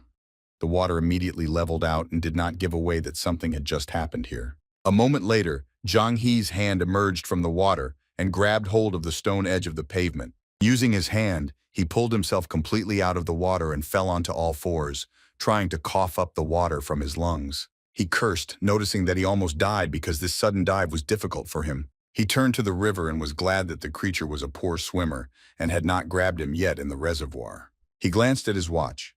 There were still 5 minutes left, and the Molesby could still catch up with him. There were few options for where to run. He went up the steps and came to the power station. There was a red sign on the door warning that unauthorized persons were not allowed to enter. The whole area was fenced off, and barbed wire was laid on top of the fence. After a while, the Molesby floated out and by instinct followed to the same power station. Hearing Jang Hee's voice, the creature smiled widely and squeaked happily, hoping that dinner was already in its paws. It climbed over the fence and began to rummage between the outbuildings in search of the guy. And finally, he heard Jang Hee's voice again in one of the buildings and approached her. The guy was telling Kronos that he had found a place where he could hide. Jang Hee boasted that the monster wouldn't find him, while the same monster happily pointed at the front door, opening it. Molesby made his way inside and continued walking, listening to the boy's voice. Jang. He assumed that the creature was now running around looking for him. The creature stopped and tried to get its bearings. The guy continued, calling the monster's smile a monkey's butt.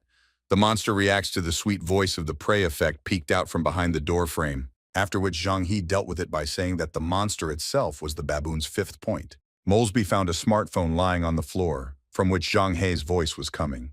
After finishing the sentence, the phone beeped, and the conversation started again. Jang Hee cheated and recorded it on a dictaphone, distracting the creature with it. While Molesby was wasting time searching for his smartphone, Jang Hee ran to the other end of the station. He rejoiced at the stupidity of the freak and stopped for a second to decide where to run next. He ran to the net that served as a fence and began to climb up it. Molesby quickly realized that he had been tricked and breaking out of the building was already rushing towards Jang Hee. Jang Hee was already at the very top of the fence when he saw an approaching green creature that was very angry. Jang. He tried to move his leg over the fence, but something prevented him from doing so. Jang Hee caught his trousers near the knee on the barbed wire and was unable to move. Turning around and looking down, he saw him. Molesby ran up and jumped up and in a short moment should have grabbed Jang Hee. The guy closed his eyes and waited for the huge teeth of this temporary monster to grab him somewhere, but instead, he heard a male voice addressing him. There was a guard standing below, shining a flashlight directly at Jang Hee, drawing attention to himself and asking the guy what he was doing there. Only when he saw the guard did Zhang he shout at him to quickly get away from the monster, considering that it was still behind him. The guard frowned and became indignant at the nonsense that Zhang He was talking and immediately assumed that he might be a drug addict. Zhang He didn't immediately understand what had happened and stared at the man. The guard shouted at him and told him to quickly get down from the fence.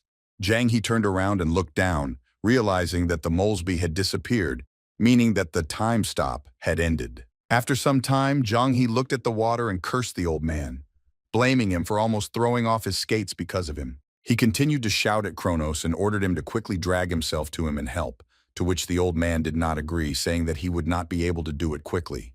The guy was embarrassed and asked about the next night because he was afraid of the appearance of this creature, to which Kronos objected, saying that the creature would not look for him. And then he explained that the Molesby was a creature almost forgotten by humans, and after today's appearance, it would need some time to accumulate strength.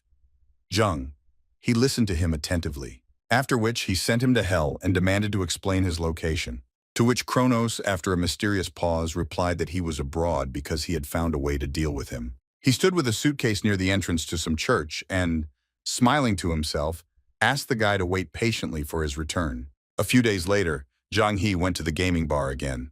The atmosphere there was unchanged. He sat at the bar. The barmaid handed the guy a green boiling cocktail and asked if he really wanted to accept this new task. Zhang He looked very puzzled. He asked the girl again if he was breaking the rule because he had taken the previous task at the end of September and came for the new one on October 1st, to which the girl, continuing to polish the glasses, replied that she was simply surprised by his enthusiasm and expressed curiosity about where the guy got so much zeal from. And Zhang He thought about how he had met a Molesby in reality, right after completing the rookie quest. He thought about Kronos, who immediately ran abroad, and imagined him relaxing on a sun lounger somewhere on the beach. Zhang He raised the glass to his lips and didn't know how he could remain calm, even though Molesby hadn't appeared for several days. He emptied the glass. He wanted to go through another test to become stronger instead of sitting back and just waiting for the old man. After drinking the cocktail, he only asked the girl how she could mix such murderous cocktails in every sense, and his eyelids began to droop, becoming very heavy. The cocktail acted instantly, and Zhang He began to lose consciousness and pass out. He immediately found himself in Tokyo, on the street of Kabukicho. His main goal in this game was to take first place in the underground races. He had 60 game days to do this. Zhang He exhaled that he had come to this city, which was clearly better than an uninhabited island with wild jungles. He looked around. That time, he was a Chinese exchange student, and after checking his pockets, he found that he even had a wallet with a smartphone. A girl called out loudly and suddenly from behind him, calling him Zhang San, and was glad that she had finally found him. His new name surprised him very much because it was very similar to his real one. He turned around. An embarrassed girl stood in front of him. She began to apologize for suddenly running for ice cream and almost losing it. Zhang. He did not know what to answer and said that it was not scary and called her a girl, to which she was indignant and threatened to be offended, but fortunately she gave her name. The girl's name was Ameko. Zhang He looked around and asked her about their location and learned that it was the Shibuya area and a street where bandits and yakuza were always found. Zhang He was dumbfounded. The girl hurried him to get away from this dangerous place and waved her ice cream in the right direction. There was a fight behind them. Outside a place called the Fast Demon, a man was kicking another man who was lying on the ground, shouting obscenities at him. He was very angry, cursing that he had to watch the tournament with such a bastard. After the blows stopped, the lying guy tried to get up. Ameko turned to face them, but Zhang He touched her hand and asked her to just leave, not wanting to immediately get into trouble in the new world. She screamed loudly, ordering the man to stop and not to touch that guy anymore. Zhang He tried to calm her down, but it was in vain. He was amazed by her courage and the fact that she was ready to stand up for a stranger on the street, especially with ice cream in her hands. A hand with a large gold ring on the middle finger rested on the handle of the entrance door to the establishment. The man who came out from behind the door was extremely surprised by the girl's request. He slowly staggered out onto the street, lighting a cigarette, and tried to explain to the girl that the cars he bet on occupy the first 5 places, and this guy decided to show off in front of a woman. The guy said that he would only arrive 20th, so his punishment was very weak compared to the problems he presented. Zhang. He was already cursing the situation because he was only here to participate in the races and not to deal with some mafia. The smoking man crouched over the beaten boy and told him that at his age, he should have already understood what to say and what not to say. He stood up and kicked the man, warning him not to dare to appear in that bar again, and calmly took a drag on his cigarette. And then he added that in such a place they were not happy to see such pathetic people as that one. When the situation calmed down, Zhang He and Ameko helped the man and took him away and sat him down on a bench. He could barely sit because of the beatings he had received. Ameko raised her head and looked at Zhang He, asking him to meet her another time, intending to stay with this man. She looked at him again and said that she had to help him get home. Zhang He smiled and said that he would help her with this and extended his hand to the man and asked if he could stand up on his own. The man suddenly grabbed Zhang He's outstretched hand and squeezed it tightly. He could barely speak, as he was also drunk. In his alcoholic delirium, he tried to be indignant at what those mafiosi had said to him earlier about his pity. Zhang. He didn't understand a word because the man spoke partly in Japanese and looked questioningly at the girl. Zhang He tried to lift him up and grimaced from his fumes. The man himself did not understand where he was and asked for more, claiming that he was not drunk yet. After picking him up, the three of them went to see the drunk off. Zhang He expressed his respect to Ameko for being so kind as to help a complete stranger. The girl hesitated slightly, after which she pointed out that this man was not a stranger to her. She, burning with shame, walked forward a little and admitted that this man was her father. Zhang He raised his gaze to her. Having made sure that he had not misheard, he looked at the girl again and felt very awkward about this situation. Meanwhile, the Fast Demon Bar was noisy as always. The commentator's voice could be heard even from the street. The man with red hair who explained to Ameko why her father was punished sat at the bar and studied some paper. He grimaced in incomprehension as he walked down the page. He couldn't understand if what he was reading was really written by that guy. After checking the results again, he saw that the man had made a mistake, only in third place. A beautiful girl with long hair and a revealing outfit stood with a flag and advertised a fan club for drift lovers. Many men crowded around her, wanting to sign up and loudly shouting about it. Zhang He stood there, very dissatisfied, rolling his eyes at what was happening in front of him. Ameko stood behind him, looking through her fingers, worried. There were several men on stage competing with each other in model car races on a special track. Ameko was rooting for one of them and loudly shouting motivational phrases. A guy approached Zhang He and asked him to donate one car in exchange for the opportunity to become the head of the drift club. Promising to think about the offer, the guy backed away. Time dragged on. Zhang. He was bored. He put his head back in despair. He already wanted to get behind the wheel, but he couldn't even find a place to practice driving. He thought that at this rate, he would not win the tournament. In addition, he was stressed by living in a dormitory and not having a penny in his pocket. He needed to think about where to find money. Ameko, who was sitting next to him, noticed the guy's upset look. She asked if everything was okay and reminded him that his dessert was melting. Zhang. He waved away the answer and straightened up. He asked about the girl's father, to which she asked him not to mention it, because he had always been like that, and even her mother could not stand him and left. Zhang He apologized, but it was tactless. The girl started rummaging through her phone and said that she was still very little then, and therefore did not remember her well. She handed the phone to Zhang He, showing the only photo of her mother, emphasizing how beautiful she was. In the photo, her parents were standing by the car, and her father was holding Ameko on his shoulders. Zhang He admired the cool modified car in the photo, enlarging it, to which Ameko was slightly indignant that he was looking at the car when there were two beauties there. Zhang. He was fascinated by the car, but apologized and guessed that it meant that his father was not a racer, since he had such a car. Ameko became sad, saying that her father couldn't even drive, and he was a long way from being a racer, and after the driver was fired, they couldn't even deliver goods to customers. Zhang He put his palms together in front of him and begged her to send him this photo, because it was a very rare car, and he immediately fell in love with it.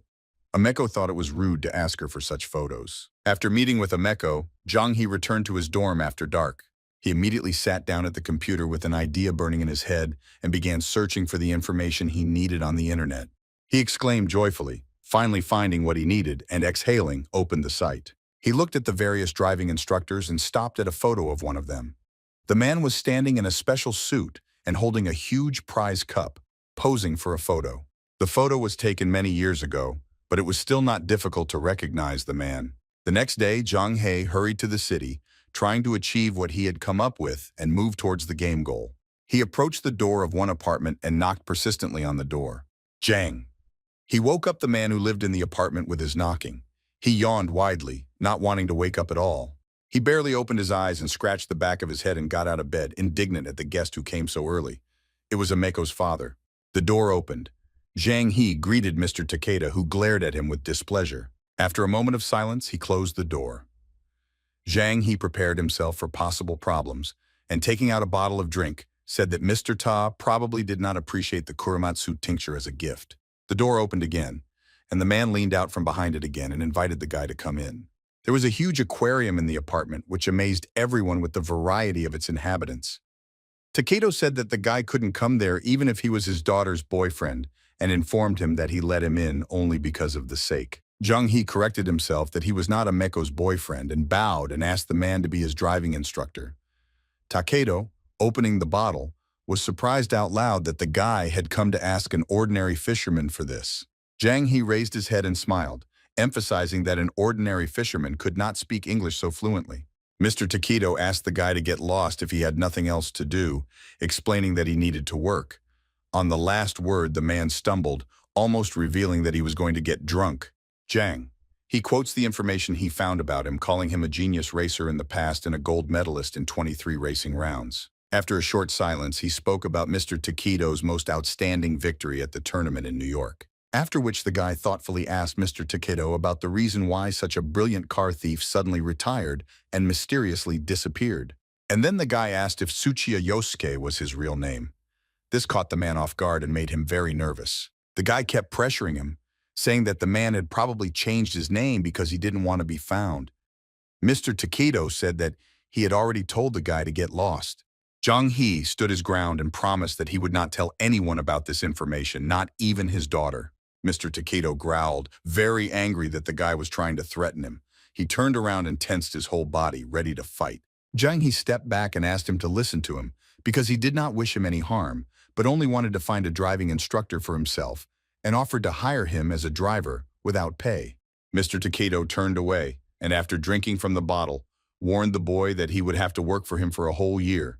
Having finished drinking and turning to the guy, he threateningly asked him not to mention his old name anymore, not to say anything about this to Ameko, and to tell everyone that he works as a regular delivery man, otherwise he can get lost. Jang Hee promised not to let the man down and asked him to ask one more question. Mr. Takedo barked nervously, ordering him to spill it faster. Jang Hee smiled nervously and asked if he could help him get a driver's license, to which Mr. Takedo spattered half-drunk drink from his mouth all over the place. Mr. Takedo yelled at the guy for going to race without even thinking about his license. Jang Hee looked guilty and explained that he didn't have a Japanese license, but his Chinese license was only automatic. He folded his palms and imploringly asked for help, because he had reasons to learn the technique of driving modified cars. Mr. Takedo cursed, not content with having to find a modified car. He took the boy out the door, telling him to come back in 3 days. Jang. He was incredibly happy with the successful deal. The doors closed, and Jang Hee breathed a sigh of relief that he had finally managed to resolve the problem with the instructor. Over the next 3 days of waiting, Chang Hae took Ameko on a walk around all the sights of Tokyo, including even the zoo where they were able to feed the animals. They had a great time, constantly chatting about something, trying different delicacies and getting to know each other better. On the 4th day, Jang Hee went to see Mr. Takedo as agreed. He asked him to listen carefully and to open his eyes wide. He was a strict man, aggravated by the corresponding qualities of drinking. He stood with his arms crossed and told the characteristics of the car he had prepared especially for the boy. He talked about the engine, suspensions, and gave examples, but Jang Hee had no idea what his now instructor was talking about. He presented a 1982 Mitsubishi and beamed. It looked like an old minivan and was not at all impressive. Jang Hee was almost stunned by what he saw and was very upset. It was an old car and it seemed like it could easily fall apart on the road. Mr. Takedo said not to underestimate this baby, as he had done a good job on her, reducing her stability. But in doing so, he had significantly reduced her weight. He was very pleased with himself. He told Jang Hee to take the wheel because he wanted to see his existing driving skills.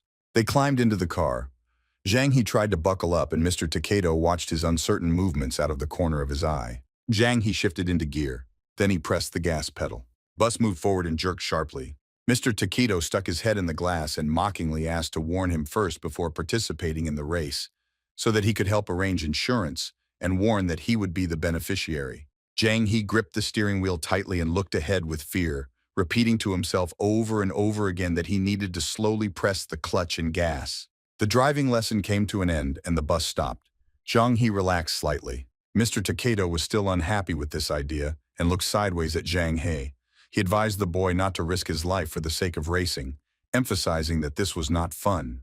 Zhang He beamed, because he realized that he had a delivery plan today after all. He knew how to quickly read between the lines. Mr. hid his face in his palms, greatly regretting that he had agreed to help the guy. Mr. Takedo got out of the car and informed the boy that he would send the coordinates to his smartphone.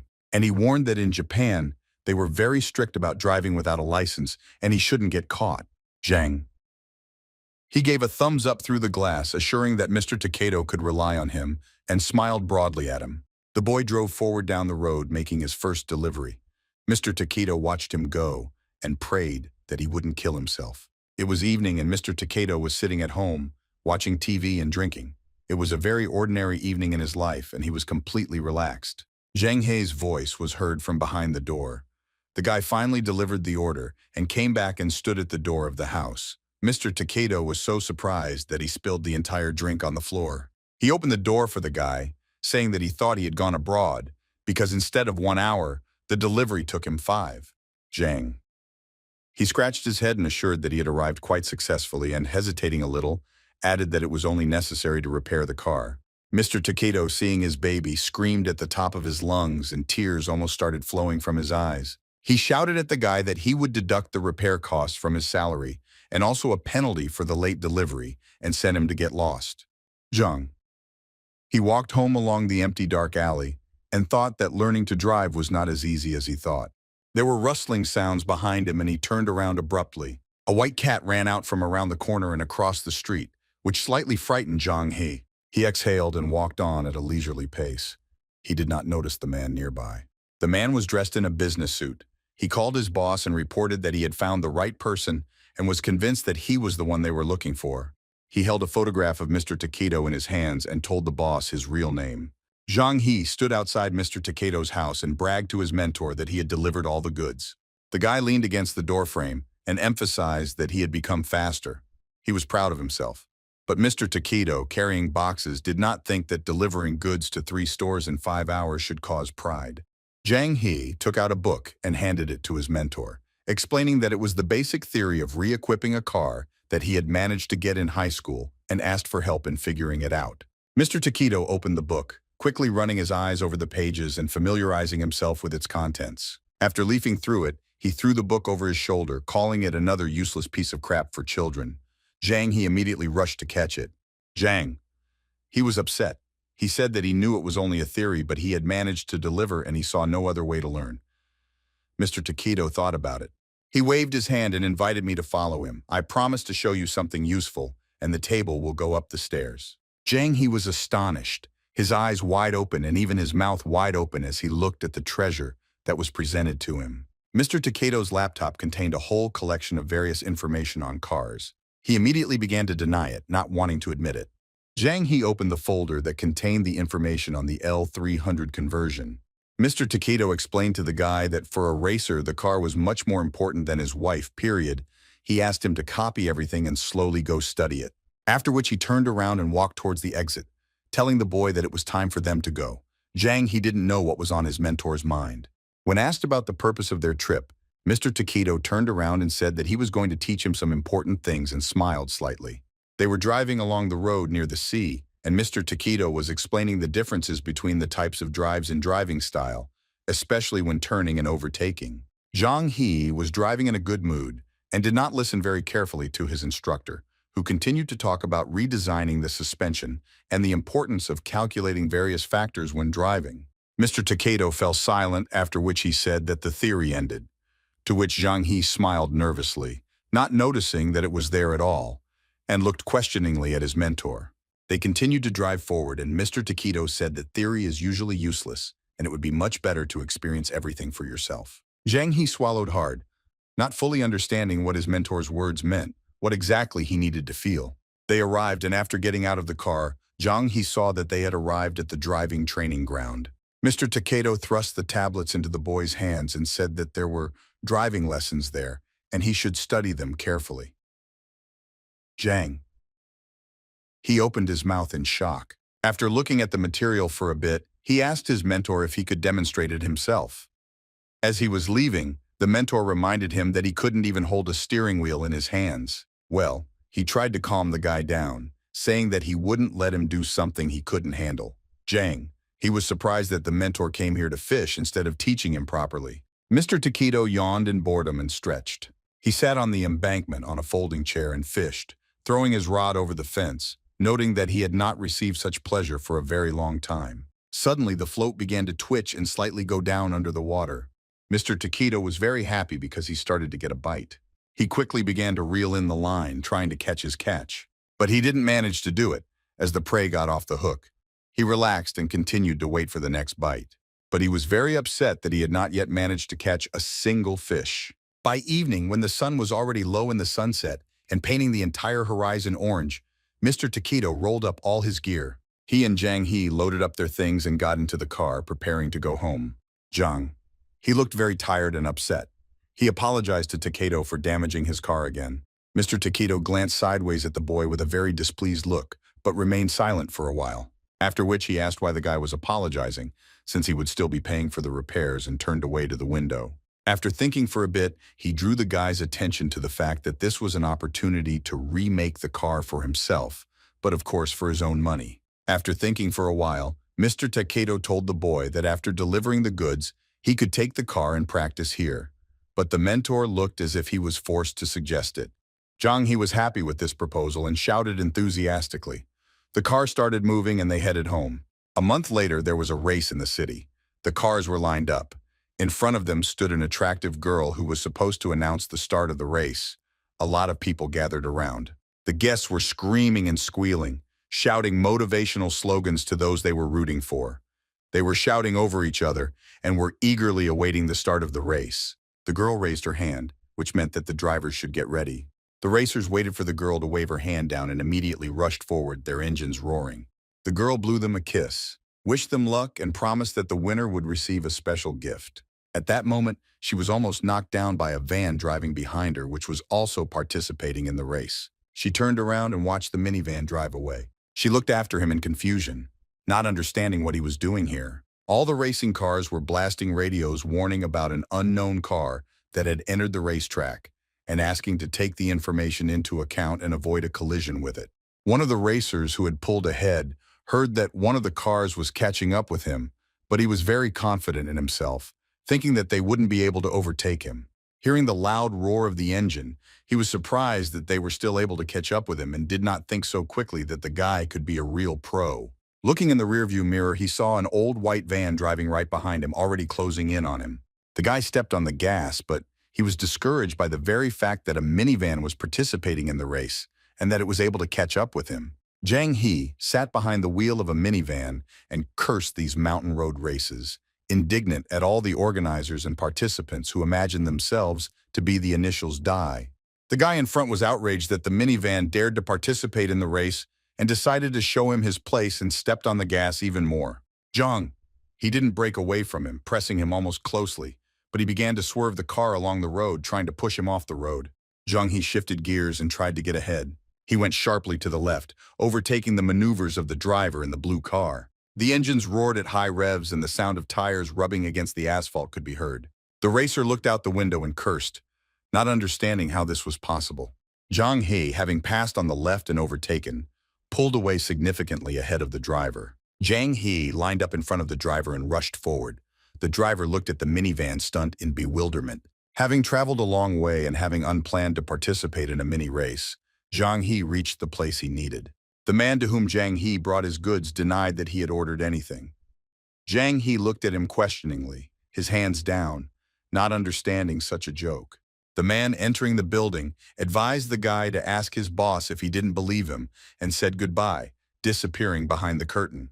Jang Hee walked to the trunk and took out one of the boxes, opened it, and found that it was loaded with only stones. The guy leaned over the boxes and was indignant at the presence of stones in each of them, and ironically suggested that perhaps his boss thought that this would make him drive better. Jang Hee walked away from the car, took out his phone, and dialed Mr. Takeda. The phone rang, but no one answered. The guy tensed up a little. I hoped that Mr. Takeda wasn't not answering because he was drunk again. The call is dropped, and the operator announces that the subscription is temporarily unable to answer. Jang. He drove the minivan back to Mr. Takedo's house. It was already late, and the road was illuminated by the streetlights and headlights of the car. Jang. He was very tired, and yawning widely. He only thought about how he would soon be able to go to bed. Looking out the side window, the guy immediately noticed something was wrong, and his mood instantly worsened. He noticed some men in the alley, and immediately realized that people would not let him lie down to rest in time. One of the men was on the phone with the boss, reporting that everyone was there. A minivan stopped a few meters away. He told his partners to be ready. They nodded in confirmation that they understood. Jang Hee appeared behind the man and asked with a grin what their talk about readiness meant and what it was for. The man turned around abruptly, surprised to hear someone's voice behind him, and instantly became angry and called the guy a bastard. Jang Hee was acting very confident and relaxed. He remarked out loud that these guys had been hanging around here for a long time and asked if they had lost anything. The man, adjusting his tie, hissed at the guy. I assure you that it was none of his business and warned that he had better disappear right away. Jang Hee narrowed his eyes and told the boys that if they had any problems with the owner of the Takeda seafood store, it was also his personal problem. The man roared, shouting at the guy that he wanted to die, and suddenly jerked and hit the guy with his fist. But the trick moved to the side, and the man almost flew forward. Jang Hee grabbed his hand and saw that on his wrist was a tattoo of a black eye with a red iris. He held the man's hand tightly, examining the tattoo, and asked who they were, to which the man called him an idiot, making it clear that the guy was meddling in none of his business. The man shouted to his partners to grab the guy, and they immediately ran towards him. Jang. He pulled the man towards him with a slight movement and hit him in the chest with his knee, thus completely incapacitating him, and carefully watched the rest of the people. Having hit the man, the guy threw him back to his buddies, who drove in, trying to deftly jump away from the friend falling on them so as not to fall themselves. At that moment, the tires of a minivan that had stopped next to Jang Hee began to whistle. Mr. Takedo was driving and scolded the guy for freezing and told him to quickly jump into the car. He was very nervous. The guy ran up to the car and began to open the sliding door of the bus, immediately following his mentor's order. The men chased after the bus, ordering it to stop. The minivan, swerving sharply down the alley, sped forward at high speed. One of the men immediately called his boss on the phone and apologized that their target had gotten away from them. Their boss had a mask on his face with the same image as their tattoos. He calmed the guys down and asked them not to panic. He stood next to an impressive-looking car and assured the guys that the person they needed would not be able to leave. Amiko was talking on the phone, telling her interlocutor that she was just returning from her part-time job and was getting ready to go back to school. She asked the man not to worry and told him that she had prepared his favorite bubble tea and promised to write to him when she returned from school. She was crossing the road at a pedestrian crossing, and suddenly a car stopped right in front of her, blocking her path. The girl shuddered in fear. Two men kicked her out of the car, one of whom pointed a gun at her and even politely asked the girl to ride with them. The man got out of the car and grabbed the girl's hand, forcing her to follow him. Ameko screamed, telling him not to touch her, and asked who they were. The other man asked her to obey, otherwise they would have to use force, and waved a gun point. But at that moment, a strange sound was heard. It was an arrow. The arrow pierced the shoulder of the man who was holding Ameko. The girl gasped, becoming even more frightened. Another guy jumped out of the car and shouted, asking who it was. Ameko looked in fear in the direction from which the arrow came. Jang Hee appeared from around the corner and nervously shouted at the Omega to run after him. He had a bow in his hands and was drawing another arrow. The man stood in front of Ameko and pointed the gun at Jang Hee, involuntarily cursing at such an obstacle to the fulfillment of their plan. Without thinking twice, Ameko threw the thermos of tea she had been holding in her hands at the guy's head. Taking advantage of this brief moment, she ran forward. The man shook himself off and tried to grab her, but did not have time to hook his hand around her. At this moment, Jang Hee fired an arrow at the target again and kept his eyes on the boys and Ameko, trying to control the situation. The arrow pierced the boy's collarbone and he screamed. Ameko quickly ran towards Jang Hee, turning back a little to see if he would chase her again. Ameko ran up to Jang Hee, repeating his name over and over again. There was already a car around the corner. Running up, Ameko looked at the bow in his hand and asked him for an explanation of what was happening. He snapped that they didn't have time for an explanation and asked them to get into the car quickly. They got into the car and quickly disappeared from that place. They drove for a very long time along an empty highway and at a fairly high speed. Jang Hee's rearview mirror noticed a car that was approaching the minivan right next to him. Ameko turned back and shouted at Jang Hee to go even faster, as they were already catching up to them. She turned to the guy and asked with a frightened look what these guys were doing if they had so many weapons. Jang Hae, without taking his eyes off the road, said that bad guys always had guns and that was completely normal. Suddenly there was a jolt, and Chang Hae and Ameko were thrown forward by it. They were lucky that they were wearing seatbelts and did not fly into the windshield. The car behind them pushed their minivan, hoping that the guy would lose control and that would help them get caught. He changed gears without any confusion, and he pressed the gas pedal to the floor, accelerating the car as much as possible. He grabbed the steering wheel and shouted at Ameko to hold on tighter. The car sped off at a tremendous speed. The pursuit did not lag behind and again gave a push from behind, which forced the car to turn significantly to the side. Ameko squeezed her eyes shut. Even though she was holding on tightly, she hit the ground and screamed loudly. The car was carried to the side into the oncoming lane, where there was a car blocking the bus's path. Jang Hee's path was blocked by a white Lexus. Jang Hee tried to brake to avoid crashing into it. Ameko screamed loudly about the car in front. I think they are going to collide with it now. Jang Hee didn't even flinch and gracefully turned the steering wheel without taking his eyes off the road. He managed to get around the car and he rushed forward, picking up high speed into the oncoming lane. The car in pursuit collided with a white Lexus. There was a powerful impact. Jang Hee did not stop, taking advantage of the chance to break away from these people. He didn't stop for a very long time until he realized that he had managed to break away and slowed down a little to catch his breath. Ameko was horrified by what was happening and looked ahead with huge eyes full of tears. She noticed that the guy drove wonderfully, but then asked him to explain what had just happened. Jang Hee looked at the girl and asked her to be patient, explaining that first they had to get to her father, and it would be better if he explained everything himself. The girl was shocked by the fact that this whole situation was connected with her father. By nightfall, they managed to reach the place they needed. It was a rather lively area with a bunch of neon signs on the facades of houses. In one of the apartments, Mr. Takedo was sitting on a bed, his face buried in his hands. Around him were many cans of drinks he had already drunk. Jang. He led Ameko into the apartment, who screamed anxiously and called him. The father raised his head and looked at his daughter. Jang. He was still standing outside the apartment. Her father, having come to his senses, jumped up and ran to his daughter. He looked very worried at that moment, although earlier he was indifferent to any situation. Jang Hee entered the apartment and locked the door. Mr. Takeda approached his daughter and took her by the shoulders, exhaled with relief, glad that they had finally arrived, and asked his daughter if she was okay. The girl told about the thug who had pestered her, thanked Jang Hee for saving her, and then asked her father about his problems and the reason for Jang Hee's presence here. Jang Hae, who was standing behind, told the girl that he had been learning to drive for several months from her father, and as for what had happened, it was related to racing. Ameko looked at the guy in shock, fully understanding how he could learn driving from her father. Mr. Takedo turned away and gasped. He began to tell her that everything had happened before she was born. He sat down in a chair and reluctantly told her that when he met her mother, he was a racer, and she agreed to date him because she really liked it. The girl stood silently looking at her father with confusion and fear.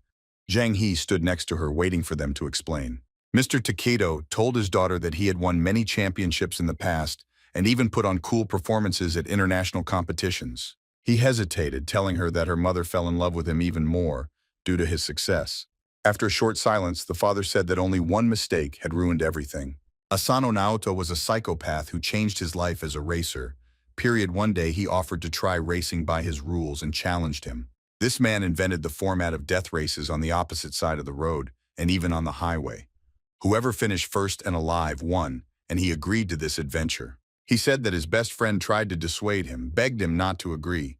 But Asano Naoto mocked that Takeda would not be able to do this, and he decided to prove him wrong without listening to his friend. He was young, hot, and one step away from the title of Drift King and didn't want to listen to anyone. That day, he got into the car and took part in that race. He remembered every moment. The roar of the engines and the count from 3 to 3 still rang in his ears. They raced along the highway at breakneck speed. He wanted to show everyone what he was capable of.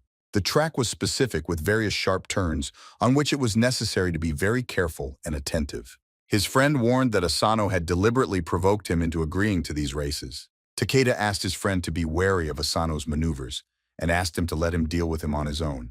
He was flying along the track, but he was completely confident in himself and in his imminent victory. Suddenly, he was blinded by a light ahead and he cursed, trying to maintain control. Two of them walked abreast and one rode right behind them. Asano was truly insane. There was not a drop of fear in his eyes, period. He was only trying to expose others for their fear. Takeda tried to break away from him. He shrank into his seat and used all his techniques to defeat Asano. Their cars collided with their hoods, and as they entered the turn, the sound of metal scraping against metal was heard, drowning out the roar of the engines. Takeda did not allow his rival to easily enter the corner and overtake him. Asano was shouting and cursing, calling Takeda a mad dog. He was starting to get angry because he couldn't cope. Friend Takeda growled at him, "You are the one who wanted to die, since you did such terrible things on the road." Then Takeda didn't even think to listen to his words and asked him to shut up. "I assure you that he won't lose to some kind of dirty tricks." As he pulled ahead, he noticed that there was a very thick fog ahead, making it almost impossible to see the road. Takeda cursed. "I was at a loss to guess where the fog could have come from, especially since it was so thick." Asano laughed. To him it was war, and Takeda was just trash who only knew how to race on racetracks. Takeda was determined to show this bastard the true power of a racer. He pressed the gas pedal to the floor. He increased his speed even more and entered the fog, in which a huge truck appeared right in front of him, blinding him with its headlights. He rushed straight into it. He grimaced in horror. It seemed that in this situation there was nothing he could do to save himself.